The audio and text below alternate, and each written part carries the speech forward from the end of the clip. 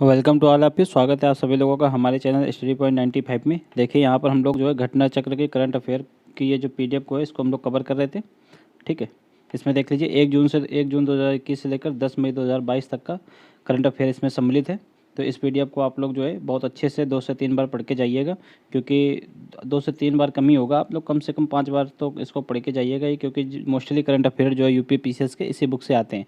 तो इस बुक को आप लोग बहुत ही सीरियस होकर 4 से 5 रीडिंग इसको जरूर लगा के एग्जाम में जाइएगा। ठीक है, इसके देखिए हम लोग यहाँ पर राष्ट्रीय परिदृश्य को पूरा कवर कर चुके थे, इसका एक पूरा लेक्चर बना दिया गया है।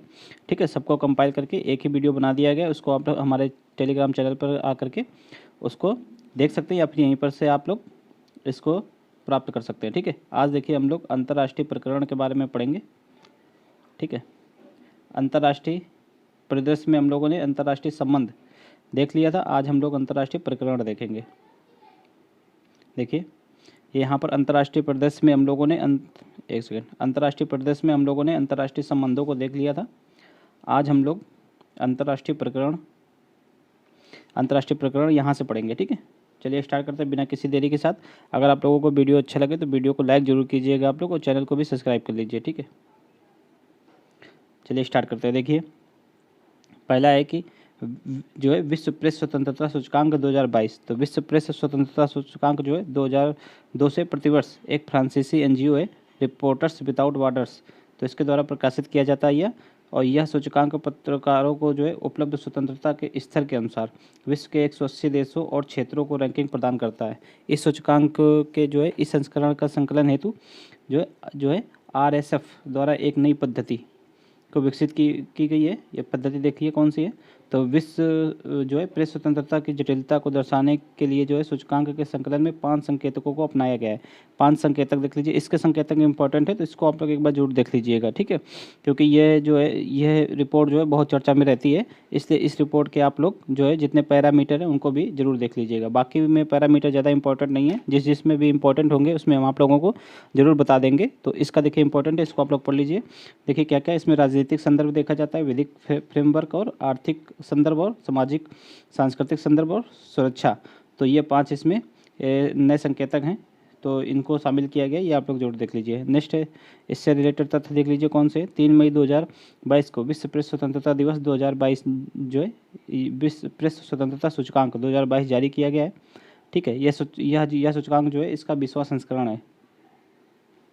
ठीक है, विश्व प्रेस स्वतंत्रता सूचकांक 2022 के जो है इसमें 3 शीर्ष स्थान नार्डिक देशों के रहे। ठीक है, नार्डिक देश में कौन कौन से आते हैं देखिए, नॉर्वे, डेनमार्क, स्वीडन, फिनलैंड, ये सब नार्डिक देशों में आते हैं। तो इसमें से जो 3 स्थान है वो जो है इन नार्डिक देशों का ही है। इसमें से प्रथम स्थान नॉर्वे का, द्वितीय डेनमार्क का, तृतीय स्वीडन का है। ठीक है, और इसमें सबसे खराब स्थिति किसकी है तो उत्तर कोरिया की है। वो कितनी है तो 180 स्थान पर है। ठीक है, और इस सूचकांक में भारत जो है इस बार 150वें नंबर पे है। ठीक है, 150 इसकी रैंकिंग है भारत की, और भारत का समग्र स्कोर कितना है तो 41 है। ठीक है, ज्ञातव्य है कि 2021 में भारत की रैंकिंग कितनी थी तो ये थी 142। तो इसका मतलब 142 से ये घट करके 150 हो गई है, यानी कि 800 जो है 8 पावदान का जो है गिरावट आई है इस सूचकांक में भारत की। ठीक है, ब्रिक्स देशों में देख लीजिए क्या स्थिति है भारत की। तो ब्रिक्स में देखिए ब्राज़ील की रैंकिंग है 110, रूस की 155, भारत की कितनी है 150 है, चाइना की 175 है, दक्षिण अफ्रीका की 35 है। यानी कि दक्षिण अफ्रीका, ब्राज़ील ये भारत से ऊपर है, अच्छी रैंकिंग के, बल्कि और रूस और चाइना जो है ये भारत से खराब रैंकिंग इनको मिली है। ठीक है, बढ़ते नेक्स्ट है विश्व प्रेस स्वतंत्रता सूचकांक में विभिन्न संकेतों पर भारत की स्थिति देख लीजिए। राजनीतिक संदर्भ में भारत को जो है 145वें रैंकिंग पर रखा गया है, आर्थिक संदर्भ में 149, विधिक संदर्भ में 120 और सामाजिक सांस्कृतिक संदर्भ में 127 और सुरक्षा के संदर्भ में 163वें स्थान पर रखा गया है। नेक्स्ट देख लीजिए विश्व सैन्य व्यय प्रवृत्तियाँ 2021, ये रिपोर्ट है। देखिए ये स्टॉकहोम, ये जो है अप्रैल 2022 को Stockholm International Peace Research Institute, जिसको शॉर्टकट में स्प्री भी बोलते हैं, तो इसने अपनी यह जो है वैश्विक सैन्य व्यय प्रवृत्तियाँ 2021 नामक रिपोर्ट जारी की है। ठीक है, इस रिपोर्ट के अनुसार जो है वैश्विक सैन्य व्यय वर्ष 2020 की तुलना में 0.7% से बढ़कर 2113 बिलियन डॉलर तक पहुंच गया है। यानी कि जो है वैश्विक सैन्य व्यय में कितनी की वृद्धि हुई है तो 0.7% की वृद्धि हुई है। ठीक है, ये आप लोग याद रखिएगा। अगर इसको एक्चुअल वैल्यू इसको एक्चुअल डॉलर में परिवर्तित करें तो कितना हो जाएगा, ये हो जाएगा 2113 बिलियन डॉलर। ठीक है, 0.7% की वृद्धि के साथ। इसका तथ्य देख लीजिए, 2021 में विश्व सैन्य व्यय जो है पहली बार $2 ट्रिलियन को पार कर गया है। देखिए $2 ट्रिलियन यहाँ पर पार हो गया है, ठीक है। तो ये पहली बार ऐसा हुआ है कि जो सैन्य व्यय है वो $2 ट्रिलियन को पार कर गया है। वर्ष 2021 में विश्व सैन्य व्यय में वर्ष 2020 की तुलना में 0.7% की वृद्धि हुई है, ठीक है। और 2012 की तुलना में यह वृद्धि 12% है, ठीक है। वर्ष 2021 में कुल सैन्य व्यय वैश्विक सकल घरेलू उत्पाद यानी कि वैश्विक जीडीपी का 2.2% था। और वर्ष 2021 में सर्वाधिक सैन्य व्यय करने वाले शीर्ष 5 देश देख लीजिए कौन कौन से। America, China, Bharat, United kingdom और रूस। अब यहाँ पे इंपॉर्टेंट ये है कि भारत अपना जो है तीसरे स्थान पर है सैन्य व्यय के मामले में, ठीक है। ये 5 देश ही वर्ष 2021 में वैश्विक सैन्य व्यय का जो है 62% हिस्से के लिए उत्तरदायी हैं। तो देख लीजिए ये 5 देश ही 62% जो है व्यय के उत्तरदायी हैं। इसमें पहली रैंकिंग है अमेरिका की। ये देखिए ये बिलियन अमेरिकी डॉलर में है, ये रुपीस, तो मतलब ये आंकड़े बिलियन अमेरिकी डॉलर में है। तो अमेरिका ने कितना खर्च किया है, तो 801 बिलियन अमेरिकी डॉलर। चाइना ने 293, भारत ने 76.6 अमेरिकी बिलियन डॉलर, और यूके ने 68.4 और रूस ने 65.9 बिलियन डॉलर, ठीक है। और वैश्विक स्तर पर अगर उनकी हिस्सेदारी देखें तो अमेरिका की हिस्सेदारी ये 38% हो जाती है सैन्य व्यय में, चाइना की 14% और भारत की 3.6%। ये इंपॉर्टेंट है, याद रखिएगा आप लोग, ठीक है। नेक्स्ट है, इस रिपोर्ट के अनुसार भारत वर्ष 2021 में विश्व का जो है तीसरा सबसे बड़ा सैन्य व्यय वाला देश बन गया है, जैसा कि आप लोग यहाँ देख सकते हैं रैंकिंग में। और वर्ष 2020 की तुलना में वर्ष 2021 में भारत का सैन्य व्यय 0.9% की वृद्धि हुई है, ठीक है। 2021 में भारत का कुल सैन्य व्यय कितना है, तो 76.6 बिलियन डॉलर रहा है, जो कि विश्व के कुल सैन्य व्यय का लगभग 3.6% है, ठीक है। 2021 में भारत का सैन्य व्यय उसके जीडीपी का कितना है, तो 2.7% है। तो ये आंकड़ा भी इम्पॉर्टेंट है, ठीक है। भारत का सैन्य व्यय भारत की जीडीपी का कितना है, तो 2.7% है, ये इम्पॉर्टेंट है। और वैश्विक सैन्य व्यय का कितना है ये, तो वैश्विक सैन्य व्यय का है 3.6%। ये डेटा इंपॉर्टेंट है दोनों। नेक्स्ट है हेनले पासपोर्ट सूचकांक देख लीजिए 2022। हेनले पासपोर्ट सूचकांक की शुरुआत वर्ष 2006 में की गई थी। यह सूचकांक जो है विश्व के देशों के पासपोर्ट की रैंकिंग के आधार पर निर्धारित किया जाता है। यह उस पासपोर्ट पर कितने गंतव्यों की यात्रा बिना वीज़ा या बिना किसी पूर्व वीज़ा के हो सकती है, इसको दर्शाता है, ठीक है। हेनले एवं पार्टनर्स द्वारा जारी यह रैंकिंग अंतर्राष्ट्रीय वायु परिवहन संघ यानी कि इंटरनेशनल एयर ट्रांसपोर्ट एसोसिएशन द्वारा जारी आंकड़ों पर आधारित है। यह सूचकांक हेनले ग्लोबल मोबिलिटी रिपोर्ट्स का हिस्सा है, जिसे हेनले एंड पार्टनर्स द्वारा जारी किया जाता है, ठीक है। यह जो है तिमाही आधार पर ये जारी किया जाता है, क्वार्टरली ये जारी किया जाता है, यानी कि एक साल में ये 4 बार ये सूचकांक आता है। ये आप लोग याद रखिएगा। इसको Q1, Q2, Q3, Q4, Q4 ऐसे नोट किया जाता है। तो ये अप्रैल 2022 में कौन सा है ये, तो Q2 यानी कि क्वार्टर 2 का ये मतलब इंडेक्स है, ठीक है। हेनले पासपोर्ट सूचकांक 2022 Q2 जारी किया गया है, ठीक है। अभी Q3 3 मंथ बाद आएगा, फिर Q4 आएगा। इस सूचकांक में जो है जापान एवं सिंगापुर संयुक्त रूप से पहले स्थान पे है, ये इंपॉर्टेंट है। जापान एवं सिंगापुर के पासपोर्ट धारक जो है बिना किसी वीज़ा के 192 गंतव्यों की यात्रा कर सकते हैं। इसमें सूचकांक देख लीजिए, रैंकिंग जापान की पहली है और सिंगापुर की पहली है। स्कोर इन लोगों का कितना है, तो 192 समग्र स्कोर है। और जर्मनी की रैंकिंग दूसरी है और दक्षिण कोरिया की भी दूसरी है। ये दोनों 190 इनका स्कोर है। फिनलैंड, इटली, लग्जमबर्ग और स्पेन की जो तीसरी रैंक है। ब्रिक्स देशों में देख लीजिए भारत की स्थिति क्या है, तो ब्रिक्स देशों में ब्राज़ील की रैंकिंग 20 है, रूस की 49 है, ठीक है। भारत की 84 है। अब यहाँ पे इंपॉर्टेंट है, भारत की रैंकिंग कितनी है, 84 है, और भारत का स्कोर कितना है, 60 है। ये दोनों इंपॉर्टेंट है, तो इसको आप लोग देख लीजिए। बाकी के अगर नहीं भी याद रहता है तो कोई ज़्यादा दिक्कत नहीं होगी, ठीक है। बाकी अननेसेसरी चीज़ें हैं, बस भारत इंपॉर्टेंट है।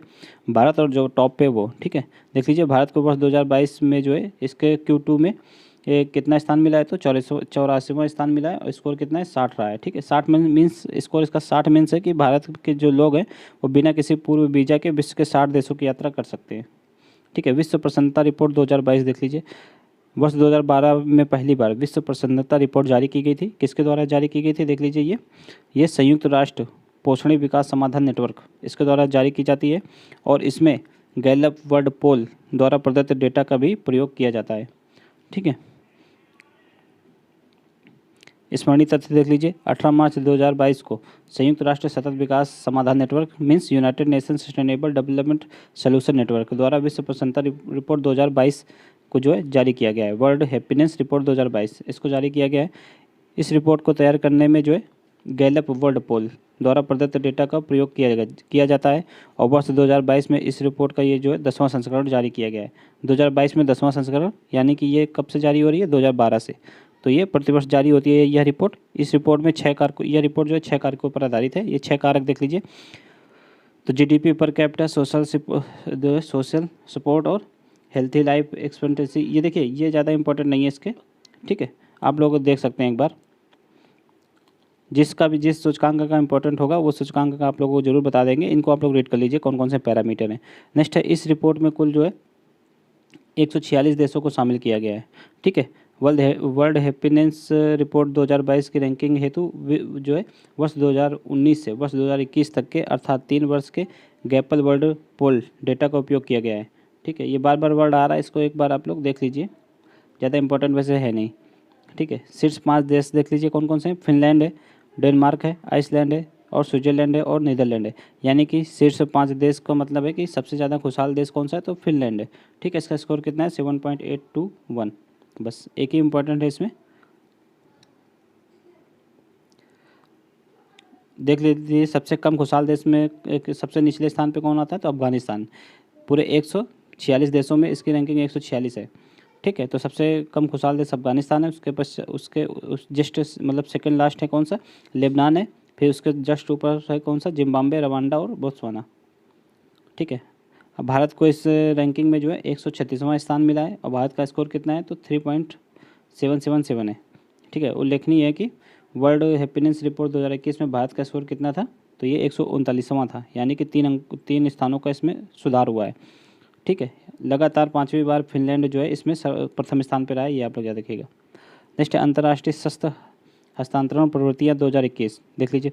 14 मार्च 2022 को स्टॉकहोम इंटरनेशनल पीस इंस्टीट्यूट यानी कि सिप्री के द्वारा इसको भी जारी किया जाता है, ठीक है। इस रिपोर्ट का भी प्रकाशन किया जाता है। वर्ष 2017 और 21 के प्रमुख शस्त्रों के अंतर्राष्ट्रीय हस्तांतरण की मात्रा में वर्ष 2012-16 की तुलना में 4.6% की कमी आई है। अब ये इंपॉर्टेंट है, देखिए जितने भी शस्त्र जो है हस्तांतरण मतलब बेचे जाते हैं या फिर खरीदे जाते हैं, तो उनमें जो है कमी आई है। कितनी कमी आई है, तो 4.6% की कमी आई है। जबकि वर्ष 2007 से 11 की तुलना में ये 3.5% की वृद्धि है। तो ये बहुत पहले की बात है, मीन्स 10 साल पहले की बात है। और ये यहाँ पर 10 लेटेस्ट जो है 4 सालों की तुलना हो रही है, ठीक है। नेक्स्ट देख लीजिए, स्मरणीय तथ्य देख लीजिए। वर्ष 2017 और से 2021 की अवधि में विश्व के 5 सबसे बड़े हथियार निर्यातक देश क्रमशः कौन से हैं, तो अमेरिका, रूस, फ्रांस, चाइना और जर्मनी, यानी कि एक्सपोर्ट करते हैं, ये सबसे ज़्यादा हथियार बेचते हैं एक तरीके से। तो सबसे ज़्यादा विश्व के बाज़ार में कौन बेचता है, तो अमेरिका, फिर रसिया, फिर फ्रांस, फिर चाइना, फिर जर्मनी, ठीक है। संयुक्त रूप से ये पाँचों देश वर्ष 2017 से 21 में प्रमुख शस्त्रों के कुल निर्यातक का जो है 70% हिस्से के लिए उत्तरदायी हैं। वर्ष 2017 से 2021 में विश्व के शस्त्रों में सबसे बड़े निर्यातक अमेरिका का शस्त्र निर्यात सकल विश्व का कितना है, तो 39% है, ठीक है। वर्ष 2017 से 21 की अवधि में विश्व के 5 सबसे बड़े शस्त्र आयातक, अब देख लीजिए शस्त्र आयातक मतलब इंपोर्ट कौन करता है, खरीदता कौन है, सबसे ज़्यादा तो भारत है, सबसे पहले नंबर भारत है, तो इम्पोर्टेंट है, ठीक है। सऊदी अरब है, उसके पश्चात फिर मिस्र है, ऑस्ट्रेलिया और फिर चीन है। संयुक्त रूप से ये पाँचों देश प्रमुख शस्त्रों के कुल आयात का जो है 38% हिस्सा रखते हैं। भारत विश्व के प्रमुख शस्त्रों में सबसे बड़ा आयातक है, तो ये इंपॉर्टेंट है, देख लीजिए यहाँ पर भी। तो भारत सबसे ज़्यादा हथियारों को आयात करता है। रूस वर्ष 2017 से 21 में भारत का सबसे बड़ा हथियार आपूर्ति करता है, ठीक है। उसके पश्चात कौन सा है, फ्रांस है। तो सबसे ज़्यादा जो है भारत अपना आयात करता है, तो किससे करता है, तो रूस से करता है, ठीक है। भारत के कुल शस्त्र आयात में रूस की हिस्सेदारी ये कितनी है, तो 46% है, तो बहुत बड़ी हिस्सेदारी है, लगभग आधे के बराबर है। वर्ष 2017 से 21 के दौरान भारत के में हथियार आपूर्ति करने वाला फ्रांस जो है दूसरे स्थान पे है और अमेरिका तीसरे स्थान पे है। तो फ्रांस से जो है भारत कितने परसेंट शस्त्र आयात करता है, तो 27%, अमेरिका से 12% करता है, ठीक है। वर्ष 2017 से 21 के दौरान वैश्विक शस्त्र निर्यात में भारत की हिस्सेदारी कितनी है, तो 0.2% थी। तथा ये देखिए भारत जो है अपने हथियार बेचता भी है, यानी कि निर्यात करता है। ये छोटे छोटे देशों जैसे श्रीलंका हो गया, फिनलैंड हो गया, ठीक है, फिलीपींस हो गया, इन सबको, ठीक है। श्रीलंका, फिलीपींस वगैरह को, इंडोनेशिया वगैरह को भारत जो है अपने हथियार जैसे ब्रह्मोस मिसाइल हो गया, इन सबको जो है बेचता भी है, निर्यात भी करता है। तो कितना करता है, हिस्सेदारी कितनी है भारत की, तो 0.2% है। ठीक है। भारत विश्व के हथियारों का जो है 23वां सबसे बड़ा निर्यातक है। तो 23वें स्थान पे भारत आता है निर्यात के संदर्भ में। नेक्स्ट है वर्ष 2012 से 16 की तुलना में वर्ष 2017 से 21 में जो है भारत द्वारा शस्त्रों के आयात में 119% की वृद्धि देखी गई है। ठीक है। भारत के भारत से हथियार प्राप्त करता देश देख लीजिए कौन कौन से। तो सबसे ज़्यादा हथियार जो है भारत म्यांमार को देता है, उसके पश्चात श्रीलंका, फिर आर्मेनिया। तो म्यांमार लगभग 50% हथियार लेता है भारत से, उसके पश्चात श्रीलंका और फिर आर्मेनिया।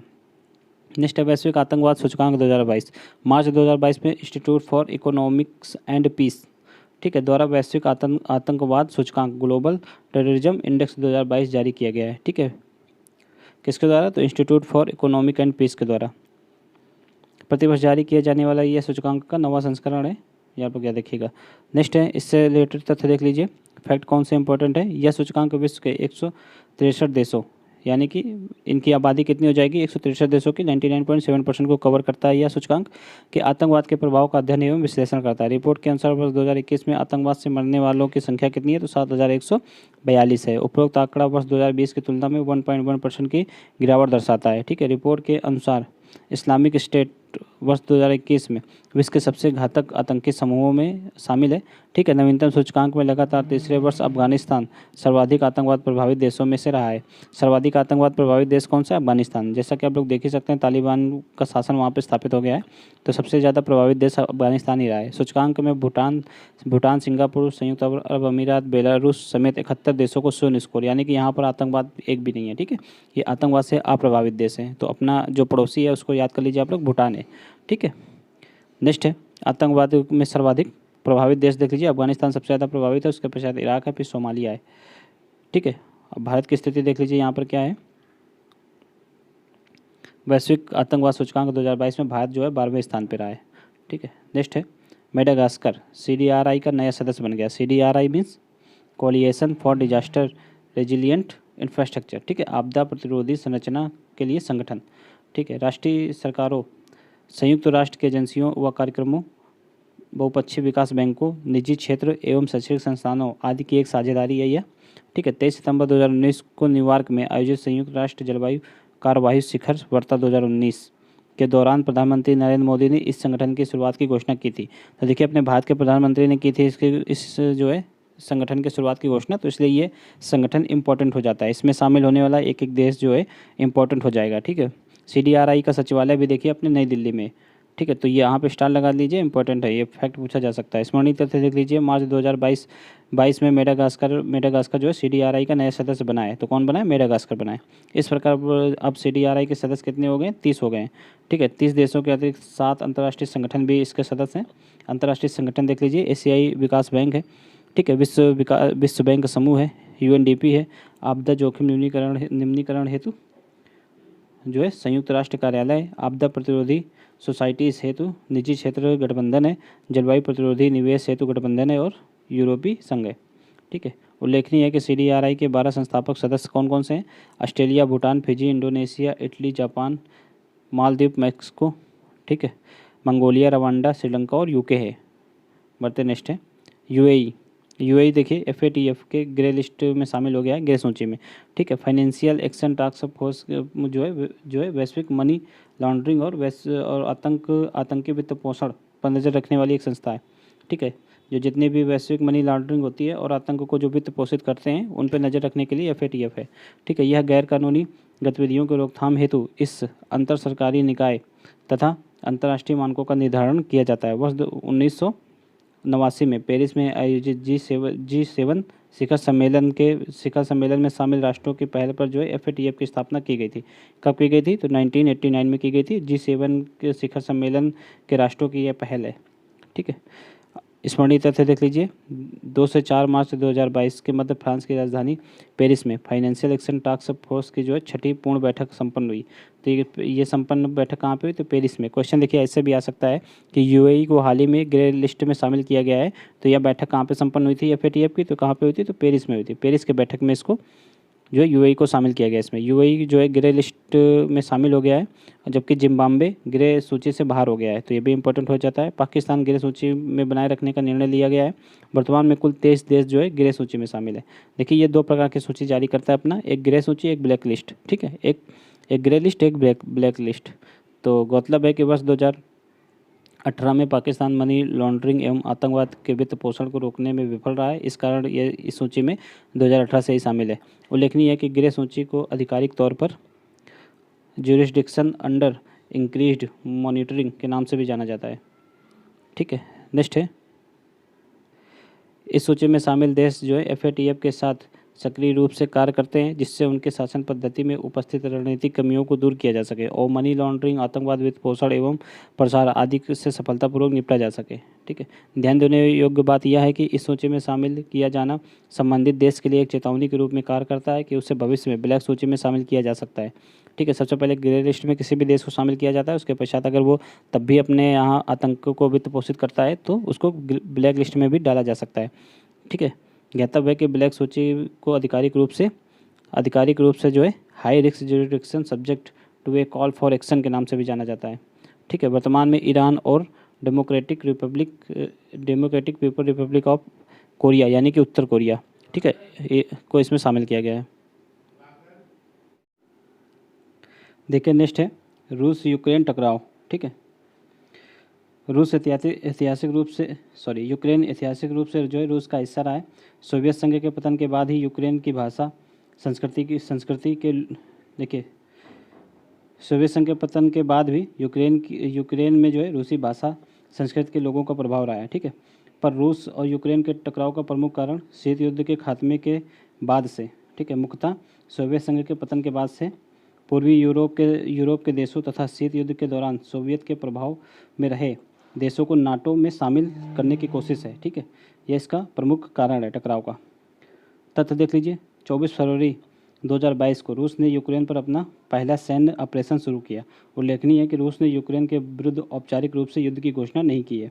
ठीक है, रूस ने इस सैन्य ऑपरेशन का लक्ष्य यूक्रेन का विसैन्यीकरण रखा है, तो ये डिमिलिटराइजेशन रखा है, तो ये इंपॉर्टेंट हो जाता है। ठीक है, यह फैक्ट इंपॉर्टेंट है। नेक्स्ट है, वर्ष 2022 में रूस और यूक्रेन के बीच जारी सैन्य टकराव में संयुक्त राष्ट्र के आंकड़ों के मुताबिक 3000 से अधिक नागरिक मारे जा चुके हैं, जबकि तकरीबन 40,000 लोगों ने पड़ोसी देशों में शरण ले ली है।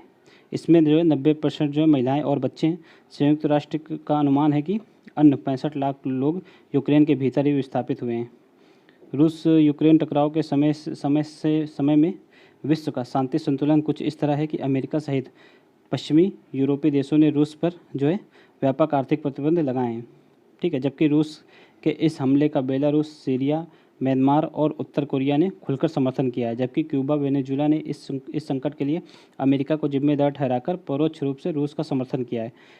ठीक है, इससे अलग कजाकिस्तान, किर्गिस्तान, उज्बेकिस्तान आदि मध्य एशियाई देश, ठीक है, चीन, भारत, ब्राज़ील, दक्षिण अफ्रीका ने तटस्थ रहकर रूस की इस कार्रवाई का मौन समर्थन किया है। बर्तन नेक्स्ट विश्व के शीर्ष 10 शक्तिशाली देश देख लीजिए।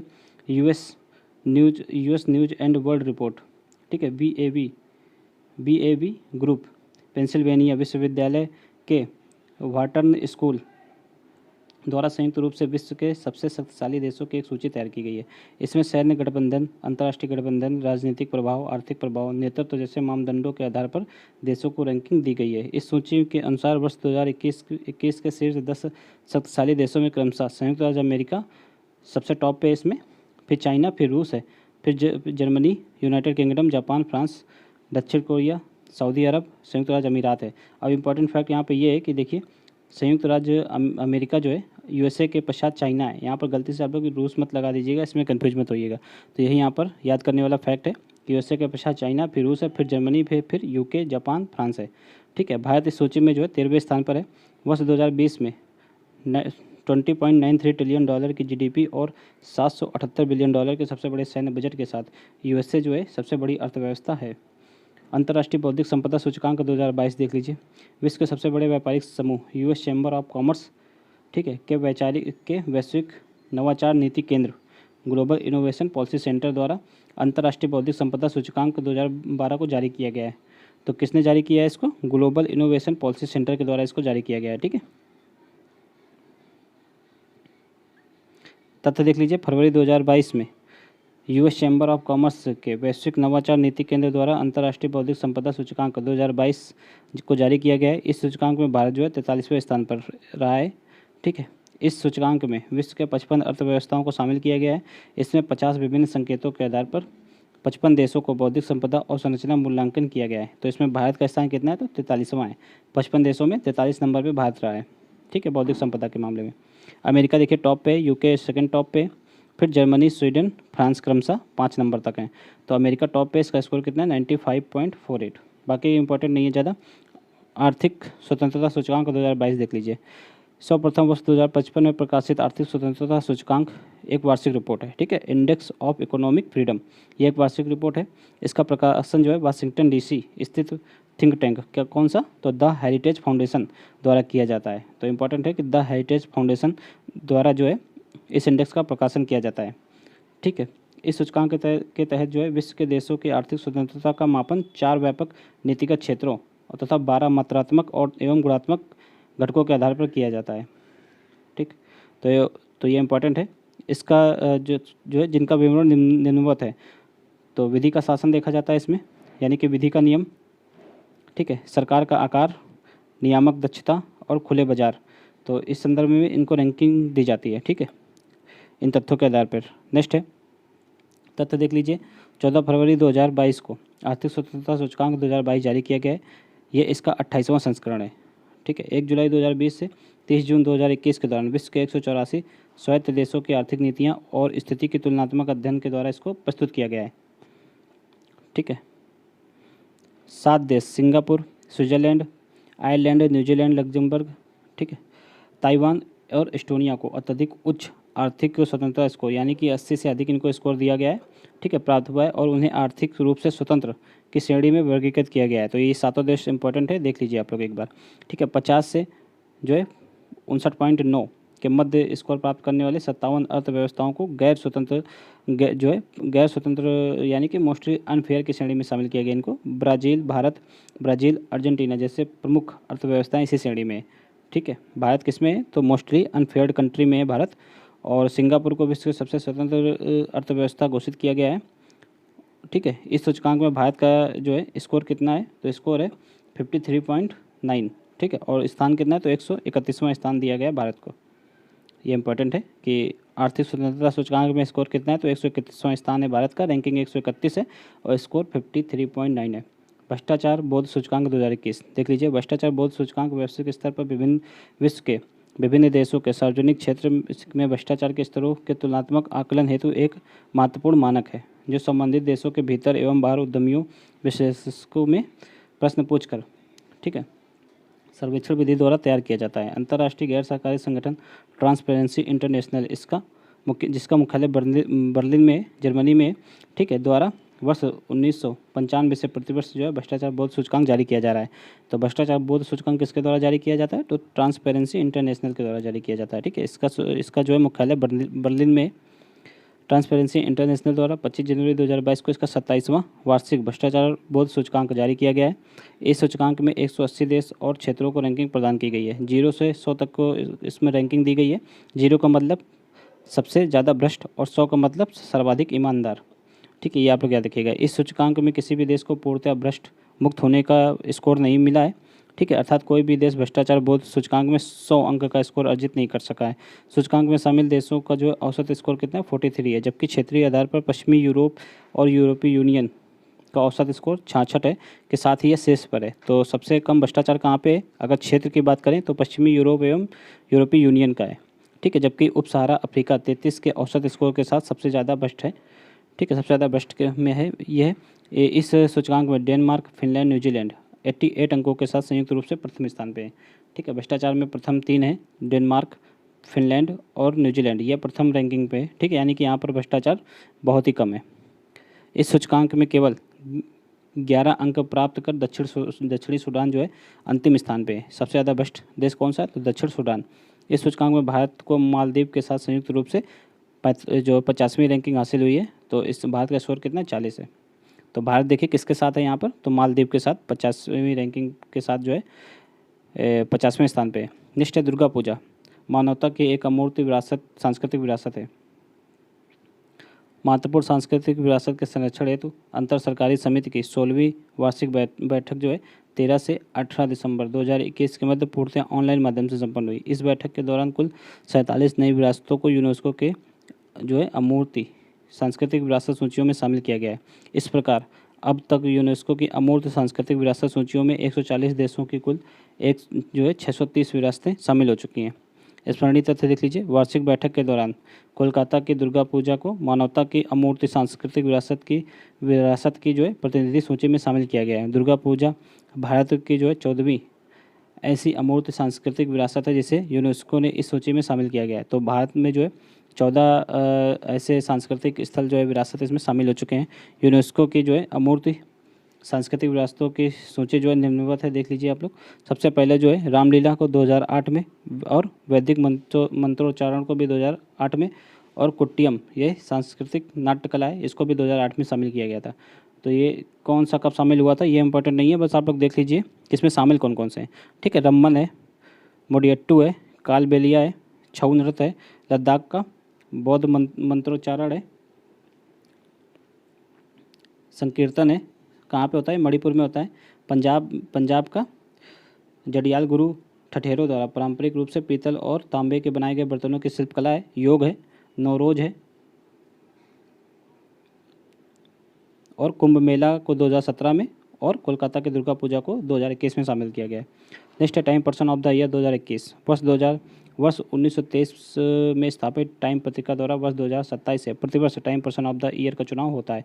वर्ष 2027 में पहला पर्सन ऑफ द ईयर किसको चुना गया था, तो चार्ल्स लिंडर्सबर्ग को, ठीक है, चुना गया था। इस पत्रिका के संपादक द्वारा किसी वर्ष के लिए time person of the year के रूप में किसी ऐसे व्यक्ति, समूह या विचार का चयन किया जाता है जिसने पूरे वर्ष के दौरान विश्व को सकारात्मक रूप से सर्वाधिक प्रभावित किया हो। ठीक है, भारत की तरफ से महात्मा गांधी पहले और वह एकमात्र भारतीय हैं जिन्हें वर्ष 1930 में टाइम्स पत्रिका ने पर्सन ऑफ द ईयर चुना था। ठीक है, हालांकि वर्ष 2014 और 16 में time person of the year के ऑनलाइन रीडिंग पोल के विजेता भारतीय प्रधानमंत्री नरेंद्र मोदी को घोषित किया गया था। ठीक है, ये ऑनलाइन पोल था। ठीक है, स्मरणीय तथ्य देख लीजिए।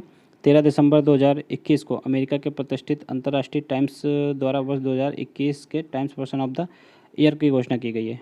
ठीक है, इसमें जो है एलन मस्क को time person of the year चुना है, और मस्क जो है अंतरिक्ष अन्वेषण कंपनी जो है स्पेस एक्स, उसके संस्थापक एवं सीईओ हैं। इसके अतिरिक्त वे विद्युत वाहन जो है इलेक्ट्रॉनिक व्हीकल्स जो हैं उस क्षेत्र में संबद्ध अमेरिकी कंपनी टेस्ला इंक के भी सीईओ हैं। नेक्स्ट है, एलन मस्क के पास 3 देशों दक्षिण अफ्रीका, अमेरिका और कनाडा की नागरिकता है। विदित हो कि फोर्ब्स पत्रिका ने वर्ष 2021 में एलन मस्क को $300 बिलियन संपत्ति वाला विश्व का पहला व्यक्ति घोषित किया था। ठीक है, यानी कि सबसे अमीर व्यक्ति घोषित किया था। उल्लेखनीय है कि वर्ष 2021 में टेस्ला ने $1 ट्रिलियन का बाजार पूंजीकरण प्राप्त किया, जिससे एलन मस्क जो है सर्वकालिक सबसे अमीर व्यक्ति बन गए। टाइम्स पत्रिका द्वारा पर्सन ऑफ द ईयर के साथ साथ अन्य प्रमुख श्रेणियों में विश्व को प्रभावित करने वाले विजेताओं को घोषणा की है। देखिए, हीरोज ऑफ द ईयर किसको चुना है, तो वैक्सीन वैज्ञानिक हैं, मिरेकल वर्कर्स के नाम से अभिहित हैं। ठीक है, एंटरटेनर ऑफ द ईयर किसको चुना है, तो ओलिविया रोड्रिगो को। Athlete of the year Simone Biles को चुना गया है। ठीक है, अमेरिकी जिम्नास्ट हैं ये। नेक्स्ट है word of the year 2021। Word of the year 2021 देख लीजिए। ऑक्सफोर्ड डिक्शनरी द्वारा 2021 हेतु वैक्स वर्ड को चुना गया है वर्ड ऑफ द ईयर। बोलचाल भाषा में वैक्स को वैक्सीन या वैक्सीनेशन भी कहते हैं। ठीक है, मेरियम वेबस्टर डिक्शनरी के द्वारा वर्ड ऑफ द ईयर किसको चुना गया है, वैक्सीन को चुना गया है। ठीक है, कॉलिन्स डिक्शनरी के द्वारा NFT को वर्ड ऑफ द ईयर चुना गया है। NFT का पूरा नाम क्या होता है, नॉन फंजिबल टोकन। ठीक है, कैम्ब्रिज डिक्शनरी के द्वारा परजर्वेरेंस को चुना गया है। तो ये इंपॉर्टेंट है यहाँ पर वर्ड ऑफ द ईयर। तो ये सब जो जितने भी 6 संस्थाएं या फिर 6 डिक्शनरी हैं, तो 6 ने एक साथ, इसमें से देखिए 4 हैं। ठीक है, 4 ने एक साथ इसमें घोषणा कर दी है। तो आप इन वर्ड को एक बार पढ़ लीजिए अच्छे से। ठीक है, नेक्स्ट वैश्विक स्वास्थ्य सूचकांक 2021। वैश्विक स्वास्थ्य सूचकांक पहला ऐसा साधन है जो विश्व के 195 देशों में स्वास्थ्य सुरक्षा एवं संबद्ध क्षमताओं का व्यापक आकलन प्रस्तुत करता है। ठीक है, सूचकांक में शामिल 195 देश अंतर्राष्ट्रीय स्वास्थ्य नियमन के पक्षकार हैं। नेक्स्ट इसमें तथ्य देख लीजिए, 8 दिसंबर 2021 को वैश्विक स्वास्थ्य सूचकांक 2021 जारी किया गया। यह सूचकांक का जो है द्वितीय संस्करण है। इस सूचकांक का जो है विकास न्यूक्लियर थ्रेट इनिशिएटिव एवं Johns Hopkins Center for Health Security at a Bloomberg School of Public Health ने इकोनॉमिस्ट इम्पैक्ट के सहयोग से किया है।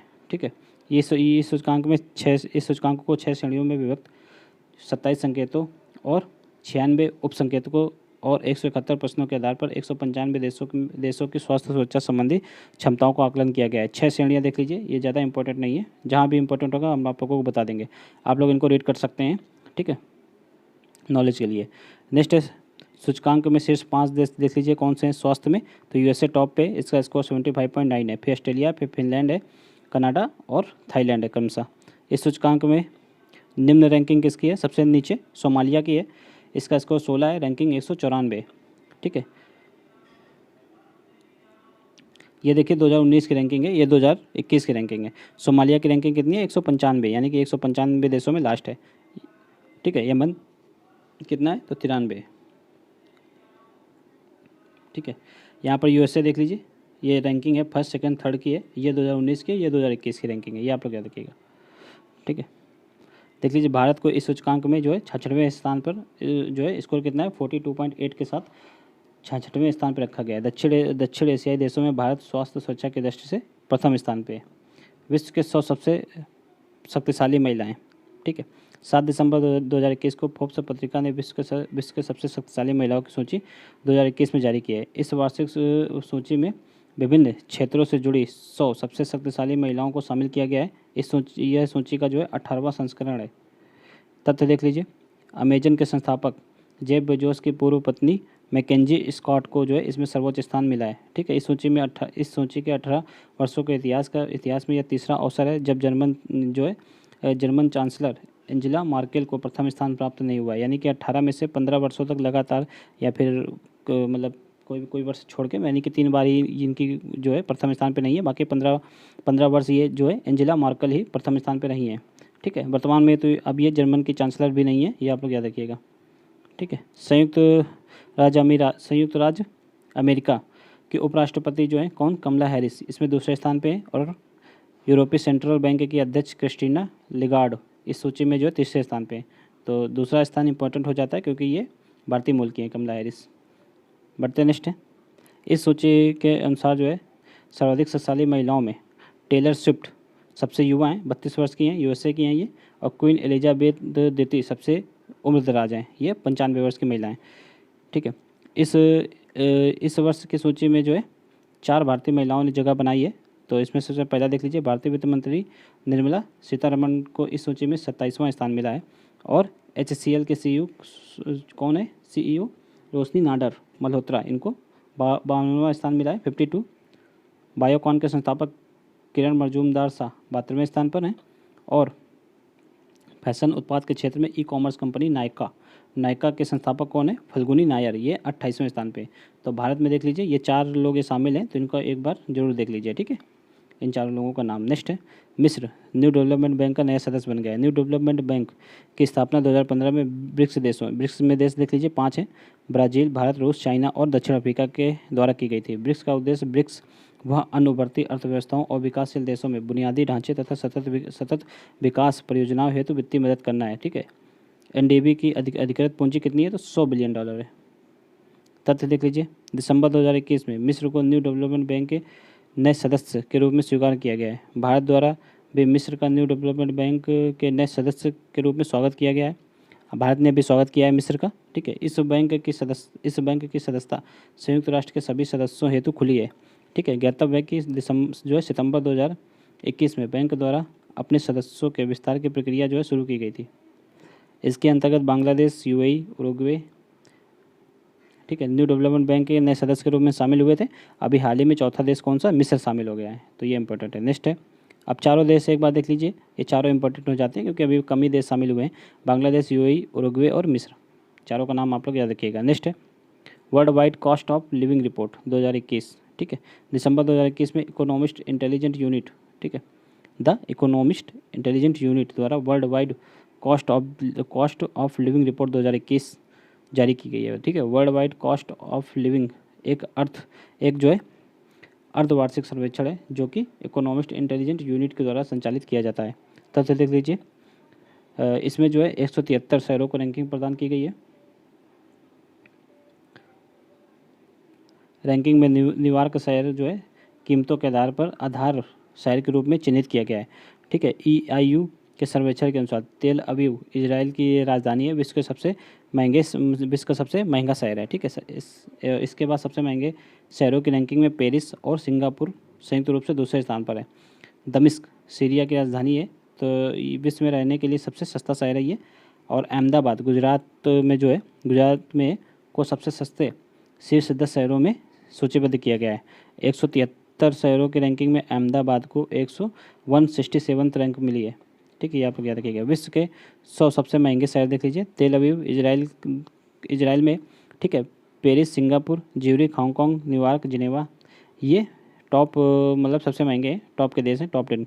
हांगकांग चीन एक विशेष प्रशासनिक क्षेत्र है। ठीक है, हांगकांग चीन का एक विशेष प्रशासनिक क्षेत्र है, ये भी आप लोग याद रखिएगा। नेक्स्ट है विश्व प्रतिभा रैंकिंग 2021।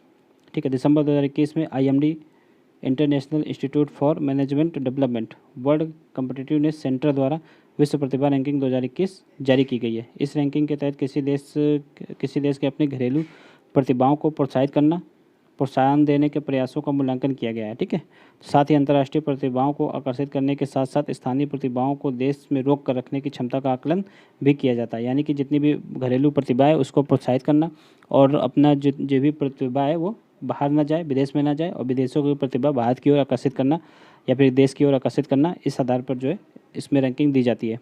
ठीक है, IMD ने विश्व प्रतिभा रैंकिंग को जो है 3 कारकों के आधार पर तैयार किया है। तो ये कारक देख लीजिए, निवेश और विकास, तत्परता और अपील है। नेक्स्ट है इन 3 कारकों में जो है 31 मानदंड शामिल हैं और विश्व प्रतिभा रैंकिंग 2021 में प्रति व्यक्ति मध्यम एवं उच्च आय वाली 74 अर्थव्यवस्थाओं को शामिल किया गया है। ठीक है, वर्ष 2017 से वर्ष 2021 के मध्य रैंकिंग की प्रवृत्ति के विश्लेषण से ज्ञात हुआ है कि मध्य एवं पूर्वी यूरोपीय देश विश्व के सबसे अधिक प्रतिभा प्रतिस्पर्धी देश बने हैं। कौन? मध्य पूर्वी यूरोपीय देश। ठीक है, ये क्षेत्र एरिया हो गया। अगर देश की बात करें तो स्विट्जरलैंड टॉप पे। ठीक है, 2021 में 20 में भी स्विट्जरलैंड ही था। सेकंड पे स्वीडन, लग्जमबर्ग, नॉर्वे और डेनमार्क, ये लगातार 5 देश हैं।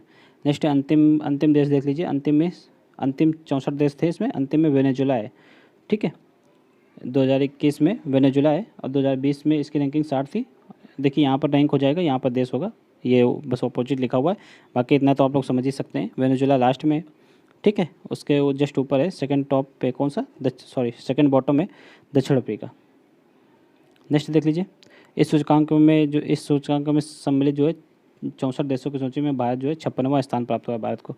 नेक्स्ट है बारबाडोस, विश्व का नवीनतम गणराज्य बन गया है। बारबाडोस दक्षिण पूर्वी कैरिबियाई सागर में स्थित एक छोटा द्वीपीय देश है। इसकी राजधानी कौन सी है? ब्रिज टाउन है। ठीक है, इसके उत्तर में सेंट लूसिया, पश्चिम में Saint Vincent and the Grenadines तथा दक्षिण में त्रिनाड एंड टोबैगो स्थित है। ठीक है, बारबाडोस 1625 ईस्वी में एक ब्रिटिश उपनिवेश बना था। 30 नवंबर 1966 को बारबाडोस को ब्रिटिश से स्वतंत्रता प्राप्त हुई। ठीक है, ध्यातव्य है कि ब्रिटेन से स्वतंत्रता प्राप्त करने के बाद वर्ष 1966 में यह राष्ट्रमंडल का सदस्य बना था। बारबाडोस कैरेबियन समुदाय का अंग है और जिसका गठन जो है 1973 ईस्वी में किया गया था। ठीक है, तथ्य देख लीजिए, 30 नवंबर 2021 को बारबाडोस जो है विश्व का नवीनतम गणराज्य बन गया है। ठीक है, इंपॉर्टेंट है, ये नवीनतम गणराज्य बन गया है। इसके साथ ही यहाँ 396 वर्षों के ब्रिटिश शासन की समाप्ति हो गई है। ठीक है, अब आधिकारिक तौर पर रानी एलिजाबेथ द्वितीय बारबाडोस की राष्ट्र प्रमुख नहीं होंगी, हालांकि यह देश राष्ट्रमंडल का सदस्य बना रहेगा। ठीक है, 30 नवंबर 2021 को सेंड्रा मेनस को बारबाडोस की प्रथम राष्ट्रपति के रूप में शपथ ग्रहण की है इन्होंने। उल्लेखनीय है कि राष्ट्रपति बनने से पूर्व सेंड्रा बारबाडोस के अंतिम गवर्नर जनरल और देश में जो है महारानी एलिजाबेथ द्वितीय की प्रतिनिधि के रूप में कार्यरत थी।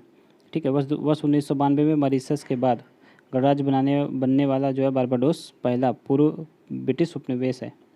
ठीक है, उल्लेखनीय है कि बारबाडोस के पड़ोसी कैरेबियाई द्वीपीय देश कौन सा? गुआना वर्ष 1970 में, ठीक है, त्रिनिदाद टोबैको वर्ष 1976 में तथा डोमिनिका वर्ष 1978 में गणराज्य बने थे। ठीक है, तो ये ज़्यादा इंपॉर्टेंट नहीं है, बस आप लोग यही याद रखिएगा बारबाडोस के बारे में। नेक्स्ट है वैश्विक रिश्वत जोखिम सूचकांक 2021। वैश्विक रिश्वत जोखिम सूचकांक निम्नलिखित 4 कारकों के आधार पर देशों को अंक प्रदान करता है। ठीक है, सरकार के साथ व्यापारिक बातचीत, ये इसके आधार हैं।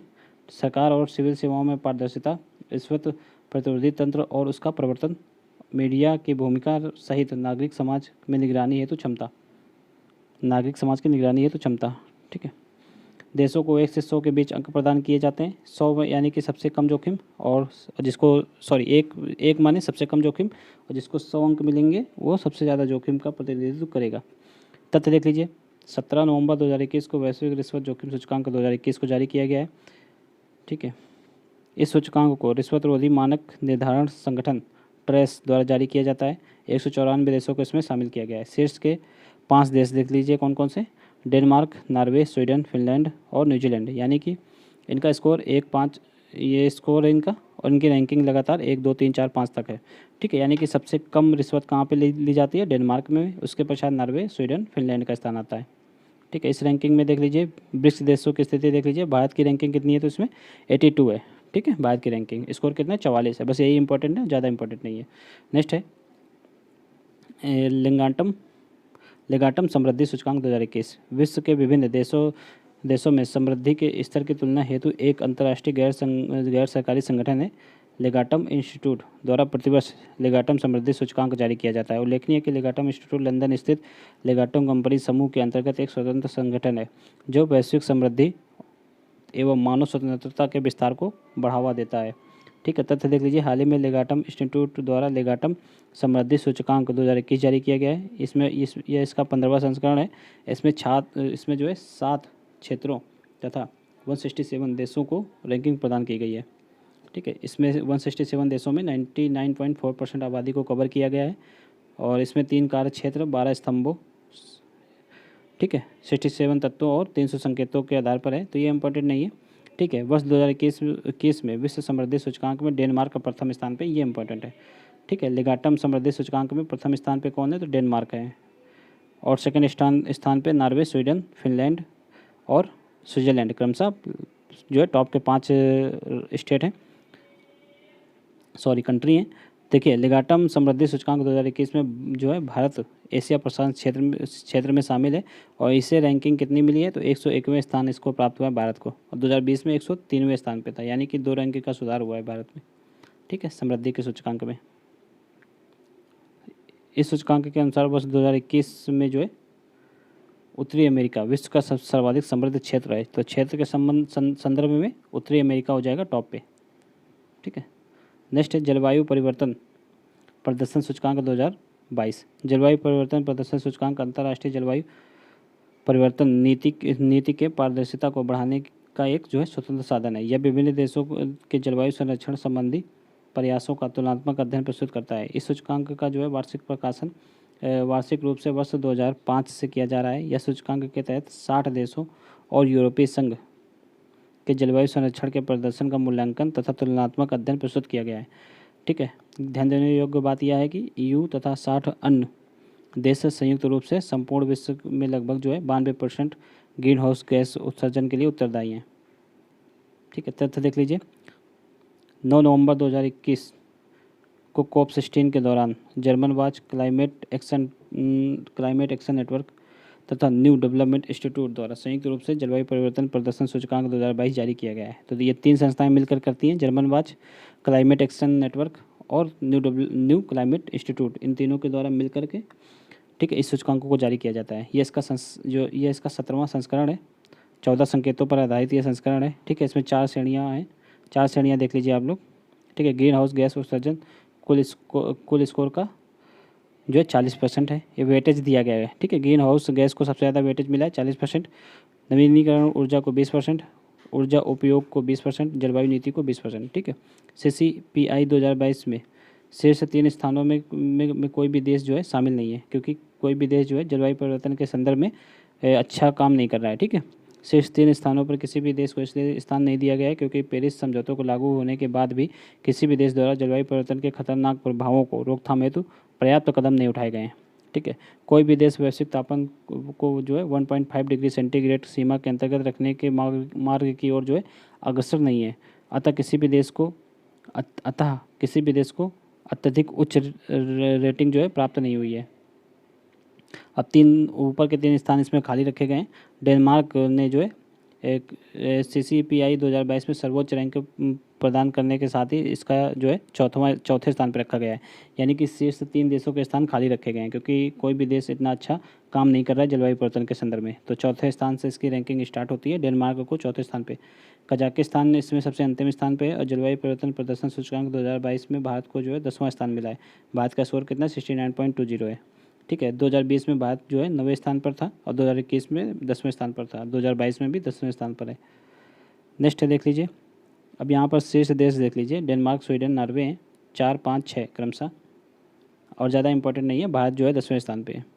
ठीक है, नेक्स्ट है वैश्विक ड्रग्स नीति सूचकांक 2021। वैश्विक ड्रग्स नीति सूचकांक एक अद्वितीय उपकरण है जो प्रत्येक देश के अंतर्राष्ट्रीय स्तर पर औषधि नीतियों का दस्तावेजीकरण, मापन एवं तुलनात्मक अध्ययन करता है। ठीक है, मानवाधिकारों, स्वास्थ्य एवं विकास से संबंधित संयुक्त राष्ट्र के सिद्धांतों के अनुरूप देशों को औषधि नीतियाँ एवं उनके क्रियान्वयन के आधार पर देशों को रैंकिंग प्रदान की जाती है। तथ्य देख लीजिए, 8 नवंबर 2021 को हार्म रिडक्शन कंसोर्टियम द्वारा वैश्विक ड्रग्स नीति सूचकांक 2021 जारी की गई है। 5 आयाम और 75 नीतिगत संकेतों के आधार पर इसका निर्माण किया गया है। इस सूचकांक में विश्व के लगभग सभी क्षेत्रों में फैले हुए 30 देशों को जो है इसमें मूल्यांकन किया गया, 30 देशों का।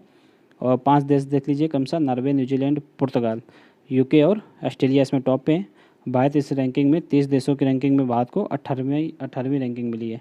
ठीक है, नेक्स्ट है श्रीनगर यूनेस्को के रचनात्मक शहरों के नेटवर्क में शामिल हो गया है। यूनेस्को के रचनात्मक शहर नेटवर्क जो है वर्ष 2004 से लॉन्च किया गया था यह प्रोग्राम, और इसका उद्देश्य ऐसे शहरों के मध्य सहयोग को बढ़ावा देना है जिन्होंने अपने सतत शहरी विकास के लिए रचनात्मकता को एक रणनीतिक घटक के रूप में मान्यता प्रदान की है। यूनेस्को रचनात्मक शहर नेटवर्क में निम्न 7 रचनात्मक क्षेत्रों को शामिल किया गया है। देख लीजिए, इन 7 क्षेत्रों में इनको रैंकिंग दी जाती है। ठीक है, 7 क्षेत्र देख लीजिए, हस्तशिल्प एवं लोक कलाएँ, इसी में जो है श्रीनगर को भी शामिल किया गया। यहाँ पर क्या देखिएगा, डिजाइन, फिल्म, पाक कला, साहित्य, मीडिया, आर्ट्स एवं संगीत। ठीक है, तथ्य देख लीजिए, 8 नवंबर 2021 को यूनेस्को ने विश्व भर के 49 नए शहरों को रचनात्मक शहरों के नेटवर्क में शामिल किया है। ठीक है, 90 देशों के कुल 295 शहर अब शामिल हो चुके हैं इसमें। भारत के 6 शहर हैं। देख लीजिए, इसमें 6 शहर भारत के शामिल हो गए हैं। ठीक है, 6वां अभी शामिल हुआ है, 5 पहले से हैं। 8 नवंबर 2021 को यूनेस्को की घोषणा के अनुसार श्रीनगर जो है यूनेस्को के रचनात्मक शहर के नेटवर्क में अब शामिल हो गया है। इसे शिल्प एवं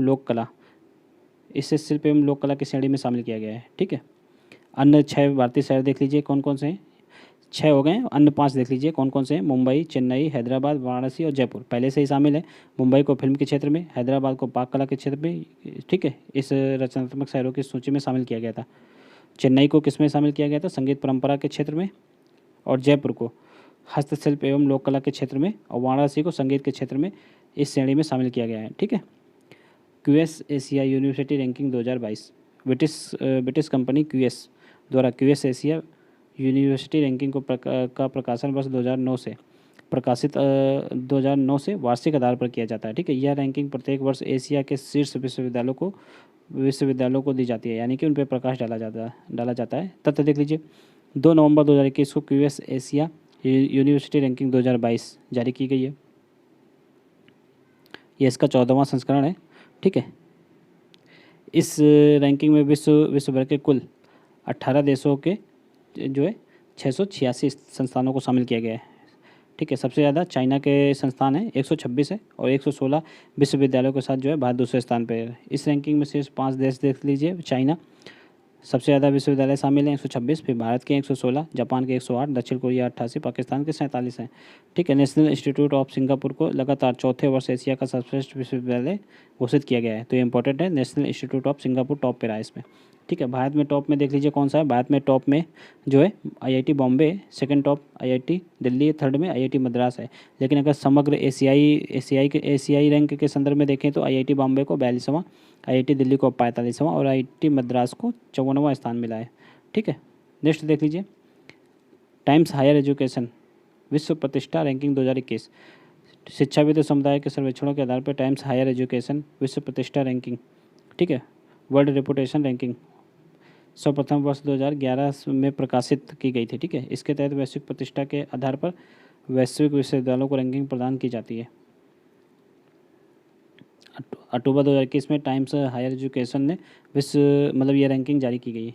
यह रैंकिंग जो है अक्टूबर में जारी की गई है और इसमें देख लीजिए यह इसका 11वां संस्करण है इस रैंकिंग का और नवंबर 2020 से फरवरी 2021 के मध्य किए गए सर्वेक्षण पर आधारित है ये। ठीक है। इसमें 29 क्षेत्रों और 202 विश्वविद्यालयों को शामिल किया गया है। इस रैंकिंग में जो है अमेरिका के सर्वाधिक 57 विश्वविद्यालय शामिल है। यूएसए का हार्वर्ड विश्वविद्यालय लगातार 11वीं बार जो है इसमें शीर्ष स्थान पर कायम है। ठीक है। हार्वर्ड इसमें शीर्ष पर है और चीन का सिंघुआ विश्वविद्यालय एशिया का एकमात्र संस्थान है जो शीर्ष 10 में शामिल है। इसमें जो है इस रैंकिंग में भारत के 4 संस्थान शामिल हैं। कौन कौन से? IISc बेंगलुरु जो 91 से 100 रैंक समूह में। ठीक है। एकमात्र ये है जो टॉप 100 में शामिल है। ठीक है। एकमात्र भारतीय संस्थान ये है। ठीक है। और तीन अन्य देख लीजिए कौन कौन से। आईआईटी बॉम्बे 126 से 150 रैंक समूह में शामिल है। आईआईटी दिल्ली 176 से 200 रैंक समूह में शामिल है और आईआईटी मद्रास 176 से 200 रैंक समूह में शामिल है। नेक्स्ट देख लीजिए विश्व के शीर्ष 5 से शीर्ष संस्थान कौन कौन से हैं। तो हार्वर्ड विश्वविद्यालय सबसे टॉप पे। ठीक है। और 20 में भी टॉप पे था, 21 में भी टॉप पे। सेकंड पे मैसाचुसेट्स प्रौद्योगिकी संस्थान ये सेकंड पे, ऑक्सफोर्ड थर्ड पे, स्टैनफोर्ड विश्वविद्यालय फोर्थ पे। ठीक है। कैम्ब्रिज फिफ्थ पे। नेक्स्ट है रूल ऑफ लॉ इंडेक्स 2021। ठीक है। अब इसमें इंपॉर्टेंट ये है, आप लोग ये देखिएगा कि भारत में कौन टॉप पे है। तो भारत में जो है IISc यानी कि भारतीय विज्ञान संस्थान बेंगलुरु टॉप पे है। ठीक है। ये इंपॉर्टेंट है और ज़्यादा इंपॉर्टेंट नहीं है। और इसमें से पहला विश्वविद्यालय इंपॉर्टेंट है हार्वर्ड। जैसे देख लीजिए रूल ऑफ लॉ इंडेक्स 2021 वर्ष 2008 से रूल ऑफ लॉ इंडेक्स जो है वर्ल्ड जस्टिस प्रोजेक्ट द्वारा प्रकाशित किया जाता है। 2021 में यह इंडेक्स का यह 12वां संस्करण है। ठीक है। द वर्ल्ड जस्टिस रिपोर्ट द्वारा रूल ऑफ लॉ इंडेक्स 2021 जारी किया गया है। अक्टूबर 2021 को जारी किया गया है ये।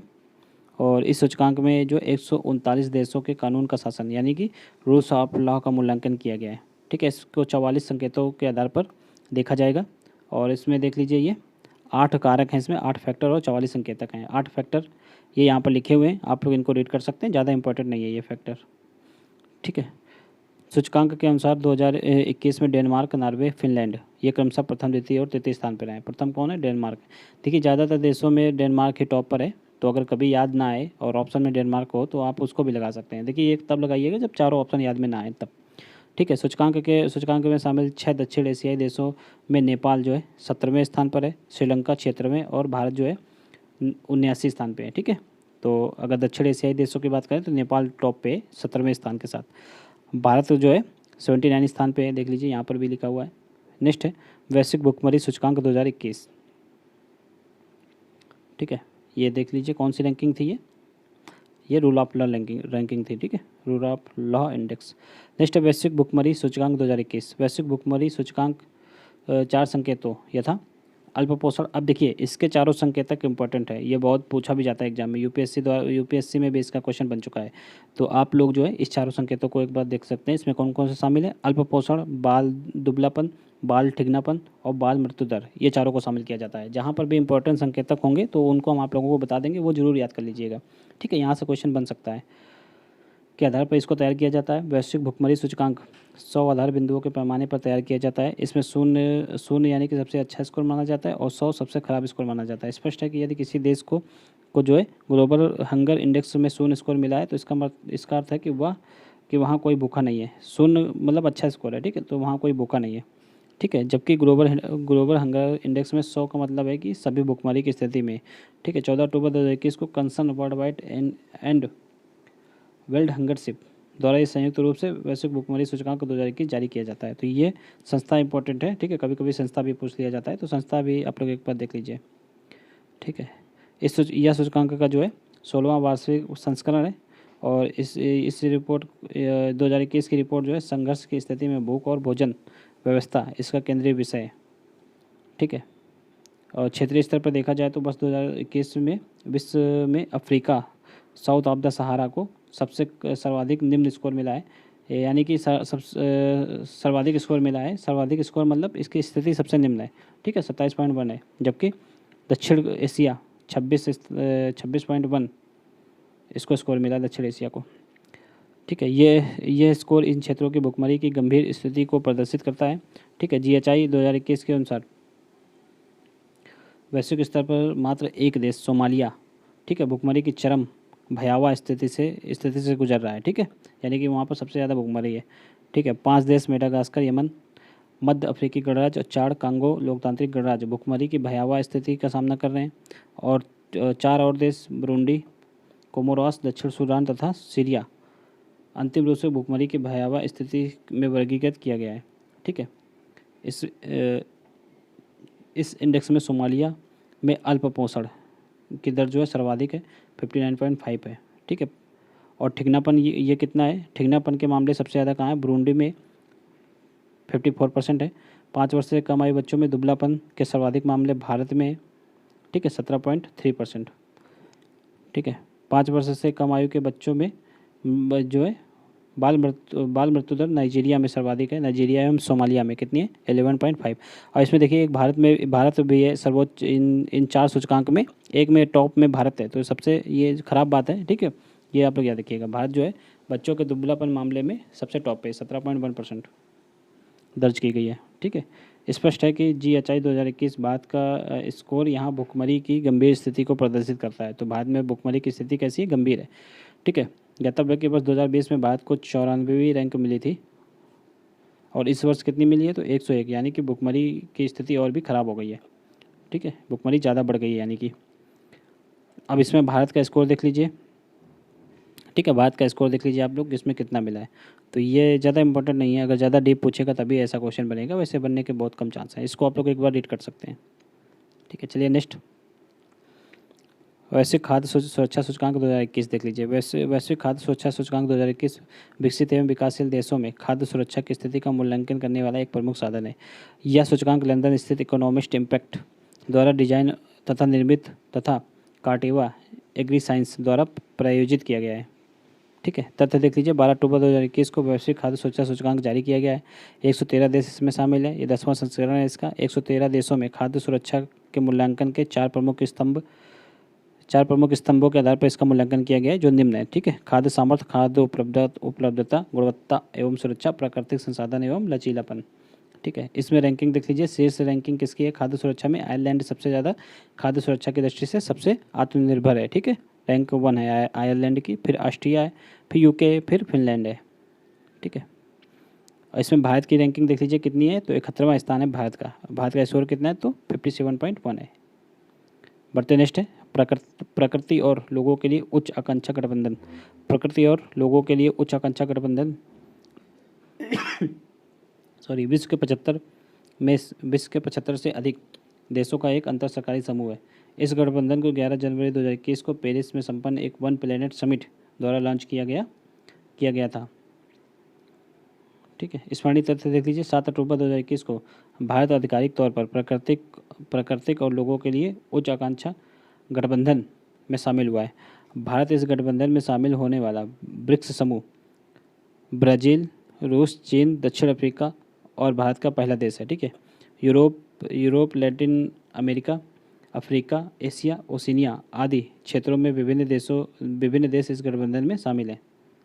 ठीक है, यह गठबंधन प्राकृतिक और लोगों के लिए एक वैश्विक समझौते का समर्थन करता है जिससे प्रजातियों में तीव्र क्षरण को रोका जा सके और पारिस्थितिकी तंत्र की रक्षा की जा सके। नेक्स्ट है, इसके लिए इस गठबंधन ने 30x30 लक्ष्य की घोषणा की है। 30x30। ठीक है, लक्ष्य का तात्पर्य है कि वर्ष 2030 तक विश्व के न्यूनतम 30% भूमि एवं महासागरों के संरक्षण से है। ठीक है, कोस्टा रिका, फ्रांस, यूके इस गठबंधन के सह अध्यक्ष हैं। नेक्स्ट देख लीजिए, नोबेल पुरस्कार 2021। ठीक है, ये इंपॉर्टेंट है, इससे क्वेश्चन जरूर बनते हैं, ठीक है। तो इसको आप लोग ध्यान से और अच्छे से पढ़िएगा। 21 अक्टूबर 1833 को स्टॉकहोम में जन्मे स्वीडिश आविष्कारक उद्यमी अल्फ्रेड नोबल, नोबेल पुरस्कार के संस्थापक हैं। अल्फ्रेड नोबल की वसीयत में उल्लिखित उनकी इच्छा को पूर्ण करने हेतु वर्ष 1900 में एक निजी संस्थान के रूप में नोबल फाउंडेशन की स्थापना की गई थी, ठीक है। नोबल फाउंडेशन द्वारा प्रशासित भौतिकी, रसायन, चिकित्सा, साहित्य और शांति के क्षेत्र में नोबल वर्ष 1901 से प्रदान किया जा रहा है। जबकि अल्फ्रेड नोबल की स्मृति में अर्थशास्त्र का नोबेल पुरस्कार की स्थापना किसने की थी? तो स्वेरिजेस रिक्स बैंक, ठीक है, ये स्वीडन का केंद्रीय बैंक है, इसने 1968 में की थी, ठीक है। अर्थशास्त्र का नोबेल पुरस्कार पहली बार 1969 में प्रदान किया गया था। तो ये उनकी जन्म स्मृति में किया गया था, ये आप लोग याद रखिएगा, ठीक है। उनकी स्मृति में जो है स्वीडन के केंद्रीय बैंक द्वारा अर्थशास्त्र का नोबेल पुरस्कार की घोषणा की गई थी, ठीक है। तो इसका मतलब ये हुआ कि यह पुरस्कार जो है नोबेल फाउंडेशन के द्वारा नहीं दिया जाता है, या स्वीडन के केंद्रीय बैंक के द्वारा दिया जाता है। नेक्स्ट है, अक्टूबर 2021 में विभिन्न क्षेत्रों में नोबेल पुरस्कारों की घोषणा की गई, ठीक है। अर्थशास्त्र का नोबेल पुरस्कार देख लीजिए किसको मिला है। 11 अक्टूबर 2021 को स्टॉकहोम स्वीडन स्थित the royal Swedish academy of sciences द्वारा वर्ष 2021 हेतु अर्थशास्त्र का नोबेल पुरस्कार देने की घोषणा की गई है, ठीक है। तो ये किसको दिया गया है? देखिए, इस वर्ष का पुरस्कार संयुक्त रूप से 3 अर्थशास्त्रियों को प्रदान किया गया है। डेविड कार्ड, ठीक है, ये कनाडा के हैं, इनकी नागरिकता वर्तमान की अमेरिका की है, ठीक है। जोशुआ डी एंग्रिस्ट, ये इजराइल अमेरिका से संबंधित है। और Guido W Imbens, Netherland America, यानी कि नीदरलैंड के हैं मूल रूप से, लेकिन अमेरिका की भी नागरिकता इन्होंने वर्तमान में ले रखी है। इसका मतलब ये होता है, ठीक है। तो आप लोग इसको एक बार ध्यान से देख लीजिए, ठीक है, कौन किस देश से है। तो ये कनाडियन अमेरिकन है, ठीक है, डेविड कार्ड। तो डेविड कार्ड को जो है श्रम अर्थशास्त्र में उनके जो है प्रयोग सिद्ध योगदान के लिए अर्थशास्त्र का नोबेल पुरस्कार 2021 से सम्मानित किया गया है, ठीक है। जोशुआ एग्रिस्ट तथा गुइडो एम्बेंस को कारण संबंधों के विश्लेषण में उनके प्रणालीगत योगदान के लिए अर्थशास्त्र का नोबेल पुरस्कार 2021 दिया गया है। अब नोबेल शांति पुरस्कार देख लीजिए किसको मिला है। नोबेल का शांति पुरस्कार किसको मिला है? तो 8 अक्टूबर 2021 को ओस्ले, नॉर्वे स्थित द नॉर्वेजियन नोबेल कमेटी द्वारा वर्ष 2021 में नोबेल शांति पुरस्कार की घोषणा की गई है, ठीक है। यह पुरस्कार मारिया रेस्सा, ये फिलीपींसी हैं, ठीक है, और मुरातो, ये रूसी हैं, इनको प्रदान किया गया है, ठीक है। 2 लोगों को ये भी दिया गया है।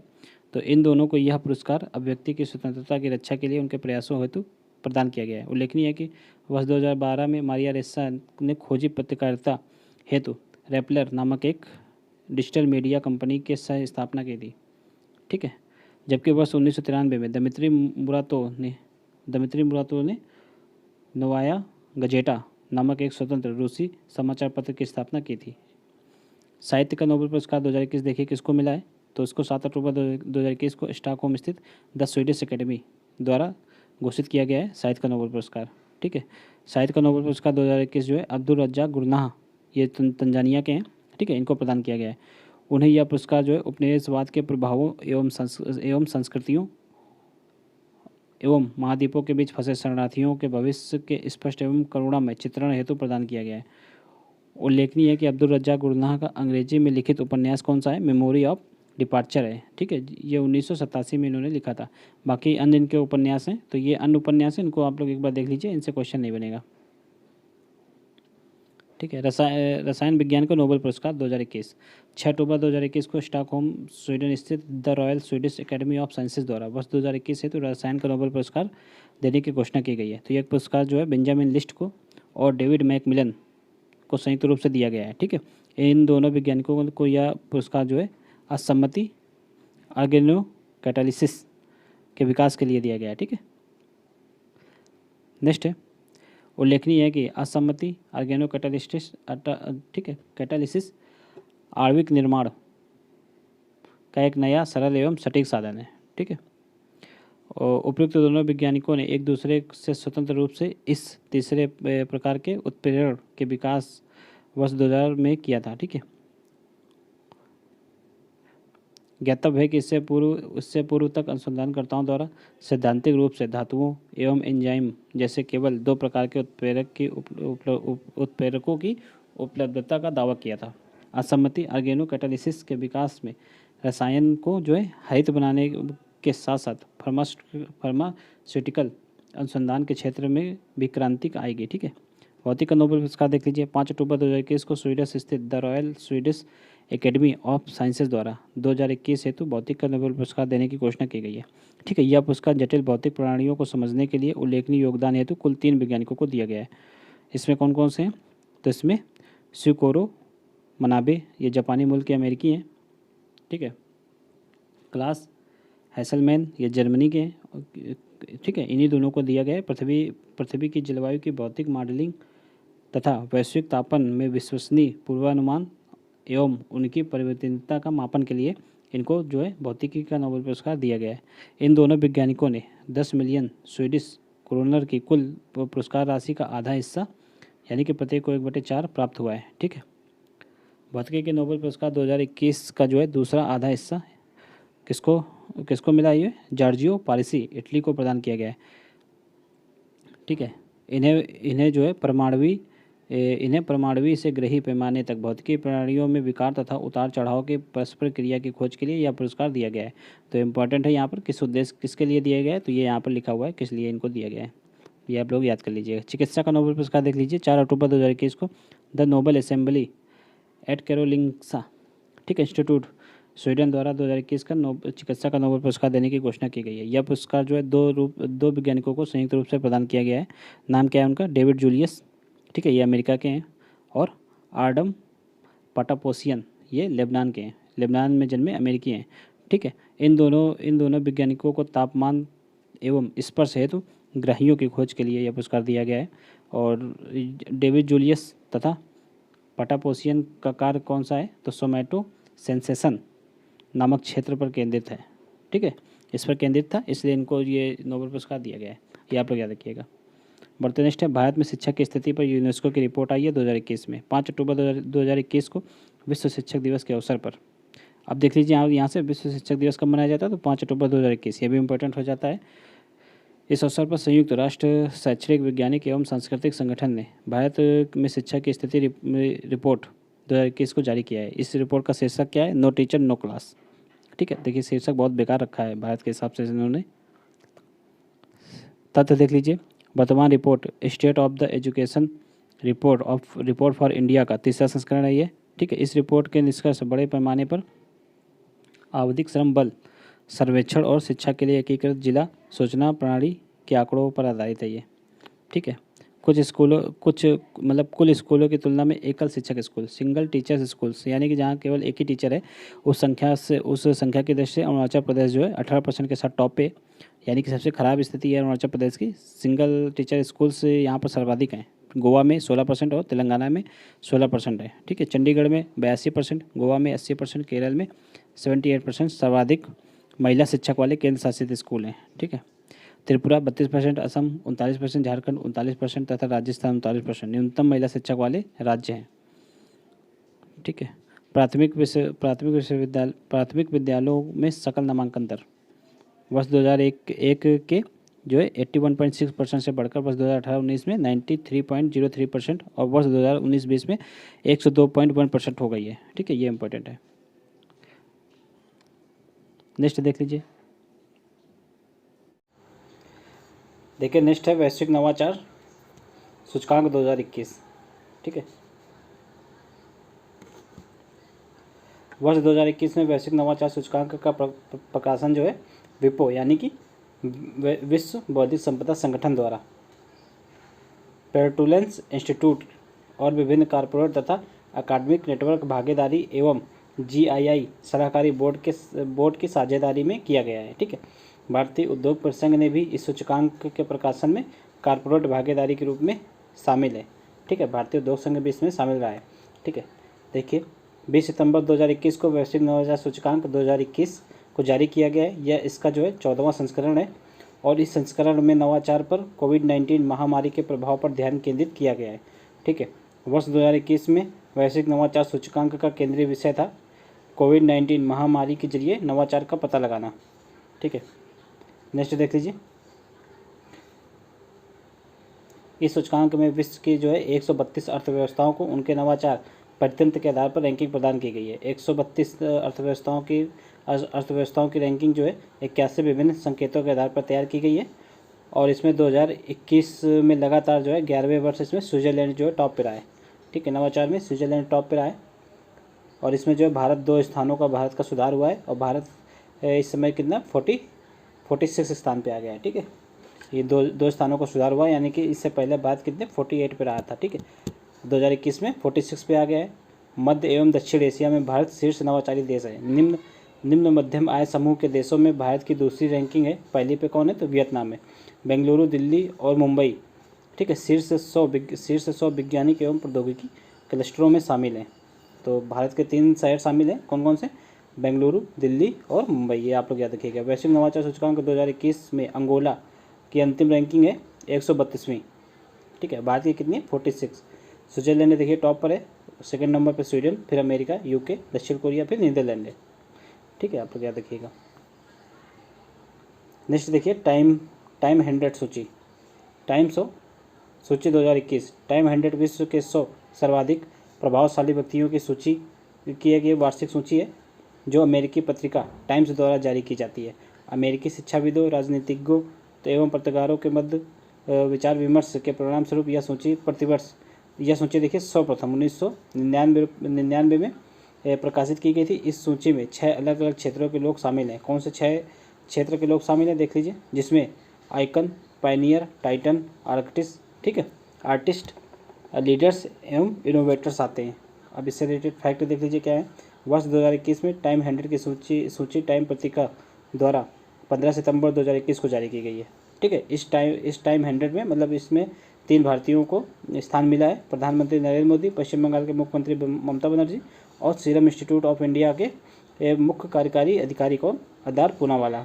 ये 3 लोगों को इसमें स्थान मिला हुआ है।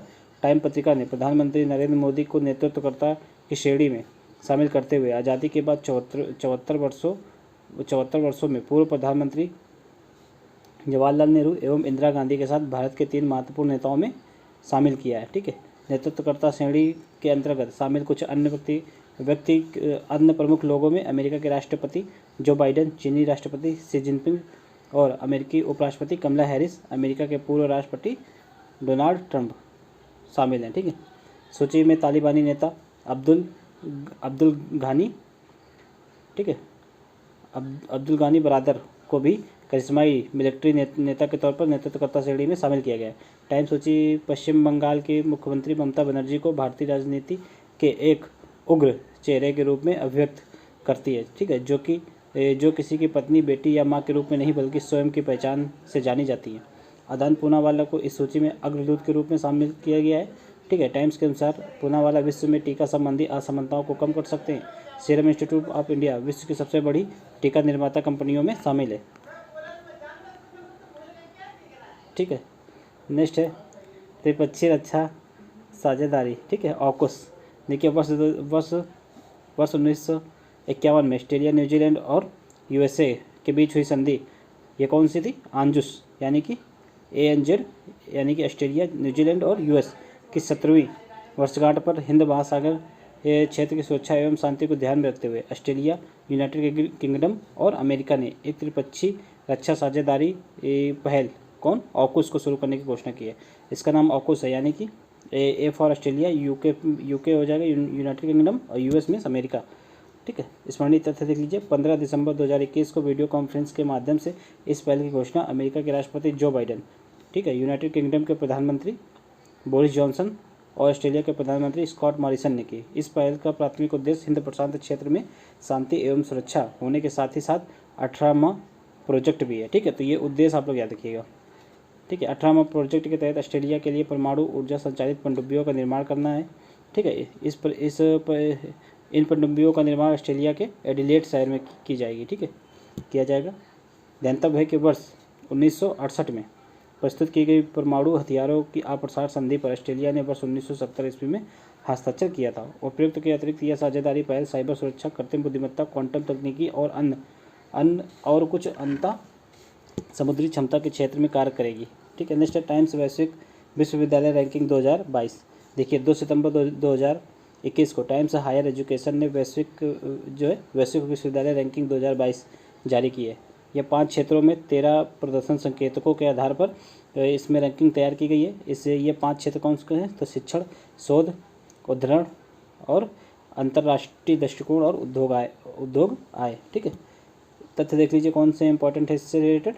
तो वैश्विक विश्वविद्यालय रैंकिंग 2022 में 99 देशों एवं क्षेत्रों के रिकॉर्ड 1662 विश्वविद्यालयों को रैंकिंग प्रदान की गई है। ठीक है, इसमें से 71 भारतीय संस्थानों को जगह मिली है और 63 भारतीय संस्थानों को शामिल किया गया था। ठीक है, विगत वर्ष मतलब ये पिछले वर्ष जो है 63 शामिल थे, इस वर्ष जो है 71 भारतीय संस्थान शामिल हैं। भारतीय संस्थानों में भारतीय विज्ञान संस्थान बेंगलुरु को सर्वोच्च रैंक प्राप्त हुई है। नेक्स्ट है, इसे 301 से 350 रैंक समूह में रखा गया है और भारतीय संस्थानों में IIT रोपड़, ठीक है, ये द्वितीय स्थान पर है। इसको जो है 351 से 400 रैंक समूह में शामिल किया गया है। अब ओवरऑल देख लीजिए टॉप पे कौन है, तो ऑक्सफोर्ड विश्वविद्यालय ये यूके का है। सेकंड पे कैलिफोर्निया इंस्टीट्यूट ऑफ टेक्नोलॉजी ये USA का है। ठीक है, बाकी हार्वर्ड विश्वविद्यालय, स्टैनफोर्ड विश्वविद्यालय, ये सब आप लोग देख सकते हैं, ये ज़्यादा इंपॉर्टेंट नहीं है बाकी। ठीक है, टॉप का याद रखना आप लोग। अगर कोई भारत का विश्वविद्यालय शामिल है टॉप में तो इसको आप लोग जरूर देख लीजिएगा, बाकी जो इंपॉर्टेंट नहीं है। ठीक है, नेक्स्ट है ह्यूरन ग्लोबल 500 सूची 2021। अब ये देख लीजिए ह्यूरन ग्लोबल 500 सूची 2021 क्या है, तो 20 अगस्त 2021 को ह्यूरन अनुसंधान संस्थान, ठीक है, ह्यूरन रिसर्च इंस्टीट्यूट द्वारा ह्यूरन ग्लोबल 500 सूची जारी की गई है। ठीक है, ह्यूरन ग्लोबल 500 विश्व के 500 सबसे मूल्यवान गैर राज्य नियंत्रित कंपनियों की सूची है। ठीक है, यानी कि सारी प्राइवेट सूचियाँ हैं, प्राइवेट कंपनियाँ हैं। ठीक है, ह्यूरन ग्लोबल 500 के तहत सूचीबद्ध कंपनियों को उनके बाजार पूंजीकरण के आधार पर, जबकि गैर सूचीबद्ध कंपनियों को उनके मूल्य के आधार पर रैंकिंग प्रदान की गई है। ठीक है, इस रैंकिंग में देखिए अमेरिकी कंपनी एप्पल के विश्व की सर्वाधिक मूल्यवान कंपनी है, जिसका मूल्य $2.443 ट्रिलियन है। ठीक है, 12 निजी भारतीय कंपनियों ने विश्व के 500 सबसे मूल्यवान कंपनियों में जगह बनाई है। ठीक है, और इसमें देख लीजिए भारत कंपनियों की संख्या की दृष्टि से भारत जो है 90वें स्थान पर है। ठीक है, ह्यूरन ग्लोबल 500 सूची में रिलायंस इंडस्ट्री जो 97 नंबर पर काबिज है, जो कि भारतीय कंपनियों में शीर्ष पर है। ठीक है, इसकी जो है पूंजी कितनी है, तो $188 बिलियन। ठीक है, टाटा कंसल्टेंसी सर्विसेज भारत की दूसरी तथा HDFC तीसरी सर्वाधिक मूल्यवान कंपनियां हैं। अब देख लीजिए एप्पल इसमें टॉप पे है। ठीक है, कितने US बिलियन है इसके पास, तो 2443। ये आप लोग याद रखिएगा। इसका मुख्यालय वगैरह लिखा है और ये CEO के बारे में जानकारी दी गई है। ठीक है, यहाँ से आप लोग CEO मुख्य कंपनियों के CEO भी याद कर सकते हैं। ठीक है, बढ़ते नेक्स्ट देख लीजिए, भारत द्वारा किगाली संशोधन का अनुसमर्थन किया गया है। ओजोन और क्षयकारी पदार्थों पर मॉनिटरियल प्रोटोकॉल एक ऐतिहासिक बहुपक्षीय पर्यावरणीय संधि है जो ओजोन और क्षयकारी पदार्थों के रूप में संदर्भित लगभग 100 मानव निर्मित रसायनों के उत्पादन और उपभोग को विनियमित करती है। अब तक मॉनिटरियल प्रोटोकॉल 6 बार संशोधित किया जा चुका है। नवीनतम संशोधन जो है इसी का नाम है किगाली संशोधन। ठीक है, तथ्य देख लीजिए 16 अक्टूबर 2016 को मॉनिटरियल प्रोटोकॉल पर के पक्षकार देशों ने किगाली संशोधन को अंगीकार किया, यानी कि अपनाया। ठीक है, किगाली जो है रवांडा की राजधानी भी है ये। तो किगाली में आयोजित मॉनिटरियल प्रोटोकॉल के पक्षकारों की जो 28वीं बैठक में 170 से अधिक देशों के मध्य इस प्रोटोकॉल के संशोधन पर सहमति बनी है। अतः इसे किगाली संशोधन के नाम से जाना जाता है। किगाली संशोधन का उद्देश्य जो है विश्व भर में हाइड्रोफ्लोरोकार्बन्स के उत्पादन और उपभोग को चरणबद्ध रूप से कटौती करना है। तो किस उद्देश्य क्या है इसका, ये उद्देश्य है, ये इंपॉर्टेंट है। ठीक है, हाइड्रोफ्लोरोकार्बन्स के उपयोग और उत्पादन में कटौती करना है। 1 जनवरी 2019 को किगाली संशोधन प्रभावी हो गया है, ये भी इंपॉर्टेंट डेट हो गई।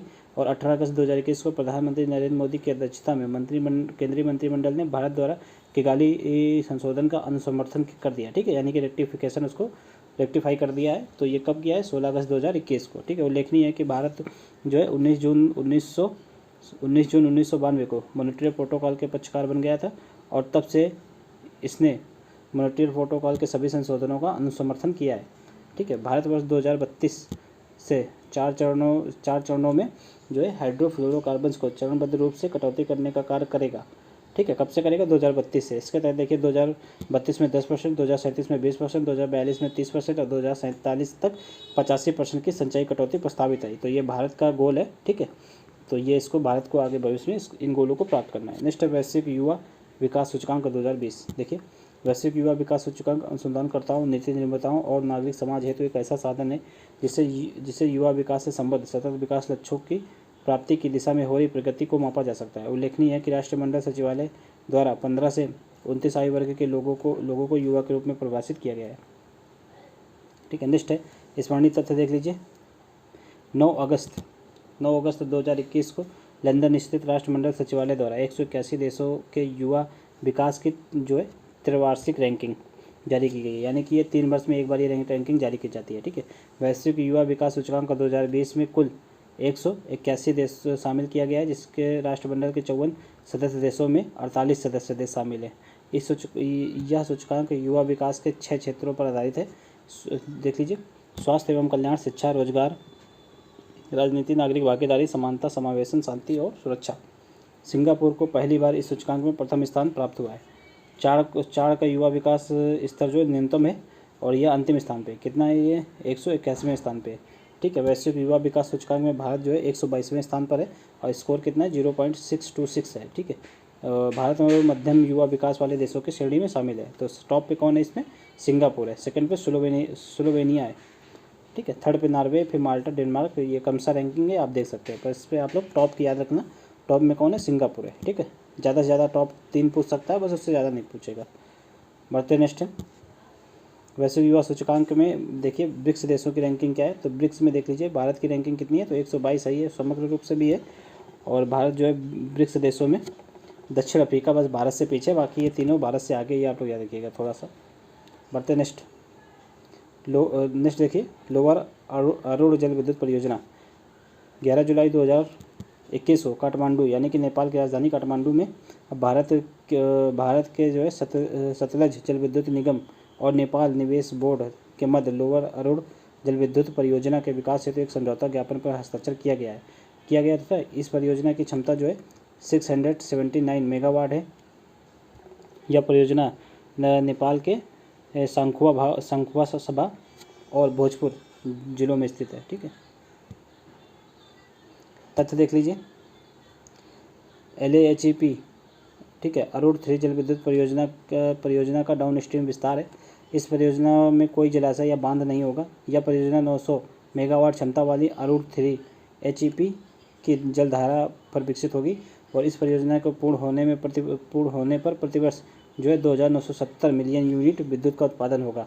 अरुण 3 जल विद्युत परियोजना के बाद जो है SJVN को नेपाल में प्राप्त होने वाली यह दूसरी परियोजना है। ठीक है, अरुण 3 जल विद्युत परियोजना नेपाल में नियमित SJVN Arun 3 power development company limited द्वारा संचालित की जा रही है।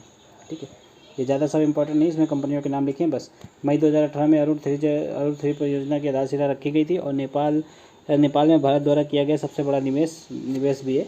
ठीक है, और साथ ही यह नेपाल की सबसे बड़ी जल विद्युत परियोजना है। तो ये इंपॉर्टेंट है, ये आप लोग याद रखिएगा। नेपाल की सबसे बड़ी जल विद्युत परियोजना में भारत ने सबसे ज़्यादा निवेश किया है, ये भी आप लोग याद रखिएगा। नेक्स्ट है वैश्विक शांति सूचकांक 2021 17 जून 2021 को सिडनी यानी कि ऑस्ट्रेलिया स्थित विश्व की एक अग्रणी विचार थिंक टैंक कौन सा, Institute for Economics and Peace द्वारा वैश्विक शांति सूचकांक जारी किया गया है। ये इसका 15वां संस्करण है और पहला संस्करण वर्ष 2007 में जारी किया गया था। ठीक है, इसमें 163 देशों को शामिल किया गया है, यानी कि वैश्विक जनसंख्या का 99.7% इसमें शामिल है। इसमें 23 गुणात्मक और मात्रात्मक संकेतों के आधार पर इस रैंकिंग को जारी किया गया है। इसमें 3 विस्तृत विषयों को लिया गया है। 3 विषय देख लीजिए, समाज में बचाव व सुरक्षा का स्तर, घरेलू एवं अंतर्राष्ट्रीय संघर्ष का प्रसार और सैनिकरण का स्तर। ठीक है, इस रैंकिंग में देखिए आइसलैंड जो है विश्व में सर्वाधिक शांतिपूर्ण देश है और 2008 से यह इस सूचकांक में शीर्ष पर है। ठीक है, लगातार चौथी बार अफगानिस्तान जो है सबसे अशांत देश का दर्जा इसको मिला है, सबसे अशांत यही है अफगानिस्तान। ठीक है, और भारत जो है 163 देशों की सूची में 135वां स्थान भारत को प्राप्त हुआ है। भूटान 22वें ही रैंक के साथ दक्षिण एशिया का सर्वाधिक शांतिपूर्ण देश है। तो देख लीजिए, भूटान सबसे शांतिपूर्ण देश है दक्षिण एशिया में। ठीक है, इस सूचकांक के अनुसार जो है यूरोप विश्व का सबसे शांतिपूर्ण क्षेत्र है, जबकि मध्य पूर्व एवं उत्तरी अफ्रीका विश्व का सबसे अशांत क्षेत्र है। नेक्स्ट है IMD विश्व प्रतिस्पर्धात्मक रैंकिंग 2021 17 जून 2021 को इंस्टीट्यूट फॉर मैनेजमेंट डेवलपमेंट ने एक जो है 33वीं विश्व प्रतिस्पर्धात्मक रैंकिंग जारी की है। ठीक है, इसमें 334 प्रतिस्पर्धात्मक मानदंडों के आधार पर 64 अर्थव्यवस्थाओं का सर्वेक्षण किया गया है। ठीक है, तो विश्व प्रतिस्पर्धात्मकता रैंकिंग 4 कारकों के आधार पर देश में रैंकिंग प्रदान की गई है। देख लीजिए, आर्थिक प्रदर्शन, सरकारी दक्षता, व्यावसायिक दक्षता एवं आधारभूत संरचना। ठीक है, 33 वर्षों के इतिहास में पहली बार स्विट्जरलैंड ने इसमें शीर्ष स्थान प्राप्त किया है। और इसमें जो है भारत की रैंकिंग कितनी है, तो 43 है। और एशिया प्रशांत क्षेत्र के संदर्भ में भारत की रैंकिंग कितनी है, तो 12वीं है। तो समग्र रूप से 43 भारत की रैंकिंग है। और इसमें जो है स्विट्जरलैंड ने पहली बार टॉप किया है, तो ये आप लोग इंपॉर्टेंट है, ये याद रखिएगा भारत की रैंकिंग। ठीक है, बढ़ते नेक्स्ट है क्यूएस वर्ल्ड यूनिवर्सिटी रैंकिंग 2022। 8 जून 2021 को ब्रिटिश कंपनी, क्या नाम है इसका, क्वैकरेली साइमंड्स, ठीक है, द्वारा वर्ल्ड यूनिवर्सिटी रैंकिंग 2022 जारी की गई है। ठीक है, इस रैंकिंग में मैसाचुसेट्स इंस्टीट्यूट ऑफ टेक्नोलॉजी संयुक्त राज्य अमेरिका की है जो लगातार 10वीं बार ये शीर्ष स्थान पर कायम है। ठीक है, तथ्य देख लीजिए, रैंकिंग में आईआईटी बॉम्बे 177वें स्थान के साथ जो है भारत का सर्वश्रेष्ठ संस्थान है। तो ये इंपॉर्टेंट है। ठीक है, आईआईटी बॉम्बे इसमें टॉप पे रहा है अपने भारत में। ठीक है, इसकी समग्र रैंकिंग कितनी है, 177। और overall first ranking Massachusetts institute of technology रही है। ठीक है, अमेरिका, यानी कि इसको पूरा 100 स्कोर मिला है। ऑक्सफोर्ड विश्वविद्यालय सेकंड पे रहा है। ठीक है, सेकंड रैंक है। थर्ड रैंक इसकी है स्टैनफोर्ड विश्वविद्यालय की, फिर कैम्ब्रिज है और हार्वर्ड विश्वविद्यालय इसके बाद है क्रमशः 4 और 5 पे। देख लीजिए, रिपोर्ट के अनुसार एशिया के 2 सर्वश्रेष्ठ विश्वविद्यालय कौन से हैं, तो नेशनल इंस्टीट्यूट फॉर सिंगापुर, ये एशिया का है। ठीक है, और नानयांग टेक्नोलॉजिकल यूनिवर्सिटी सिंगापुर, तो ये 11वें 12वें स्थान पे क्रमशः दोनों सिंगापुर के हैं। ठीक है, और एशिया में टॉप पे हैं। क्यूएस वर्ल्ड यूनिवर्सिटी रैंकिंग 2022 में 35 भारतीय संस्थानों को रैंकिंग प्रदान की गई है। इसमें तीन प्रमुख देख लीजिए, आईआईटी बॉम्बे को 177 रैंकिंग, आईआईटी दिल्ली को 185 और आईआईटी भारतीय विज्ञान संस्थान बेंगलुरु को 186 स्थान पर जो है विश्व के शीर्ष 200 विश्वविद्यालयों में ये शामिल है 3। ठीक है, मृत्युदंड पर एमनेस्टी इंटरनेशनल की रिपोर्ट देख लीजिए। जनवरी दिसंबर 2020 की अवधि के दौरान मृत्युदंड के न्यायिक प्रयोग पर आधारित जो है एमनेस्टी इंटरनेशनल की नवीनतम रिपोर्ट जो है अप्रैल 2021 में जारी की गई है। इसमें जो है 4 मृत्युदंड को पूर्णतः समाप्त कर दिया गया है। 4 देश में जो है पूर्णतः समाप्त कर दिया गया है। एमनेस्टी इंटरनेशनल के अनुसार वर्ष 2020 में 18 देशों द्वारा मृत्युदंड की सज़ा क्रियान्वित की गई है। ठीक है, तथ्य देख लीजिए, वर्ष 2020 के अंत तक कुल 108 देशों ने कानून के माध्यम से सभी अपराधों हेतु मृत्युदंड को समाप्त कर दिया है, जबकि अब तक कुल 144 देश कानून अथवा व्यवहार में मृत्युदंड को समाप्त कर चुके हैं। ठीक है, ये व्यवहार में शामिल कर चुके हैं और ये कानूनी रूप से 108 देशों ने मृत्युदंड को समाप्त कर दिया है। जहाँ वर्ष 2019 में, ठीक है, 657 लोगों को मृत्युदंड का क्रियान्वयन किया गया, वहीं वर्ष 2020 में यह संख्या 483 प्लस रही है। ठीक, ज्ञातव्य है कि इस आंकड़े में चीन के आंकड़े शामिल नहीं है, जहां प्रतिवर्ष हजारों व्यक्तियों को मृत्युदंड दिया जाता है, परंतु आधिकारिक रूप से इनकी पुष्टि नहीं की जाती है। ठीक है, फिर भी वर्ष 2020 में सर्वाधिक निष्पादित मृत्युदंड में जो है चीन की संख्या सर्वाधिक मानी गई है। और 2020 में सर्वाधिक 246 प्लस मृत्युदंड जो है ईरान में क्रियान्वित किए गए हैं। उसके पश्चात मिस्र में 107 प्लस, फिर इराक में, फिर सऊदी अरब में। ठीक है, वर्ष 2020 में संयुक्त राज्य अमेरिका में कुल जो है 17 मृत्युदंड क्रियान्वयन किया गया है। 17 लोगों को मृत्युदंड दिया गया अमेरिका में भी। वर्ष 2016 से वर्ष 2019 में भारत में मृत्युदंड का क्रियान्वयन नहीं किया गया है, लेकिन 20 मार्च 2020 को निर्भया कांड के 4 दोषियों को फांसी पर लटकाया गया था। ठीक है, तो इस मतलब ये 5-6 सालों में ये 2-4 लोगों को फांसी दी गई है, ये आप लोग याद रखिएगा। नेक्स्ट है वैश्विक लैंगिक अंतराल रिपोर्ट 2021। 30 मार्च 2021 को विश्व आर्थिक मंच द्वारा 15वीं वैश्विक लैंगिक अंतराल रिपोर्ट 2021 जारी की गई है। वैश्विक लैंगिक अंतराल रिपोर्ट के निम्नलिखित 4 आयामों पर इसको रैंकिंग प्रदान की गई है। 4 आयामों पर यह रिपोर्ट तैयार की गई है। कौन कौन से? आर्थिक भागीदारी और अवसर, शिक्षा प्राप्ति, स्वास्थ्य एवं उत्तरजीविता, राजनीतिक सशक्तिकरण। तो ये देखिए वैश्विक लैंगिक के अंतराल के ये जो है आयाम है, तो ये आयाम इम्पोर्टेंट है। ये आयाम आप लोग एक बार देख लीजिएगा, क्योंकि ये जो है महिलाओं के साथ होने वाले भेदभाव से संबंधित है, तो ये इम्पोर्टेंट हो जाता है। तब देख लीजिए इस रिपोर्ट में 156 देशों के तुलनात्मक अध्ययन किया गया है। पहली बार 3 नए देश को शामिल किया गया है, अफगानिस्तान, गुआना और नाइजर।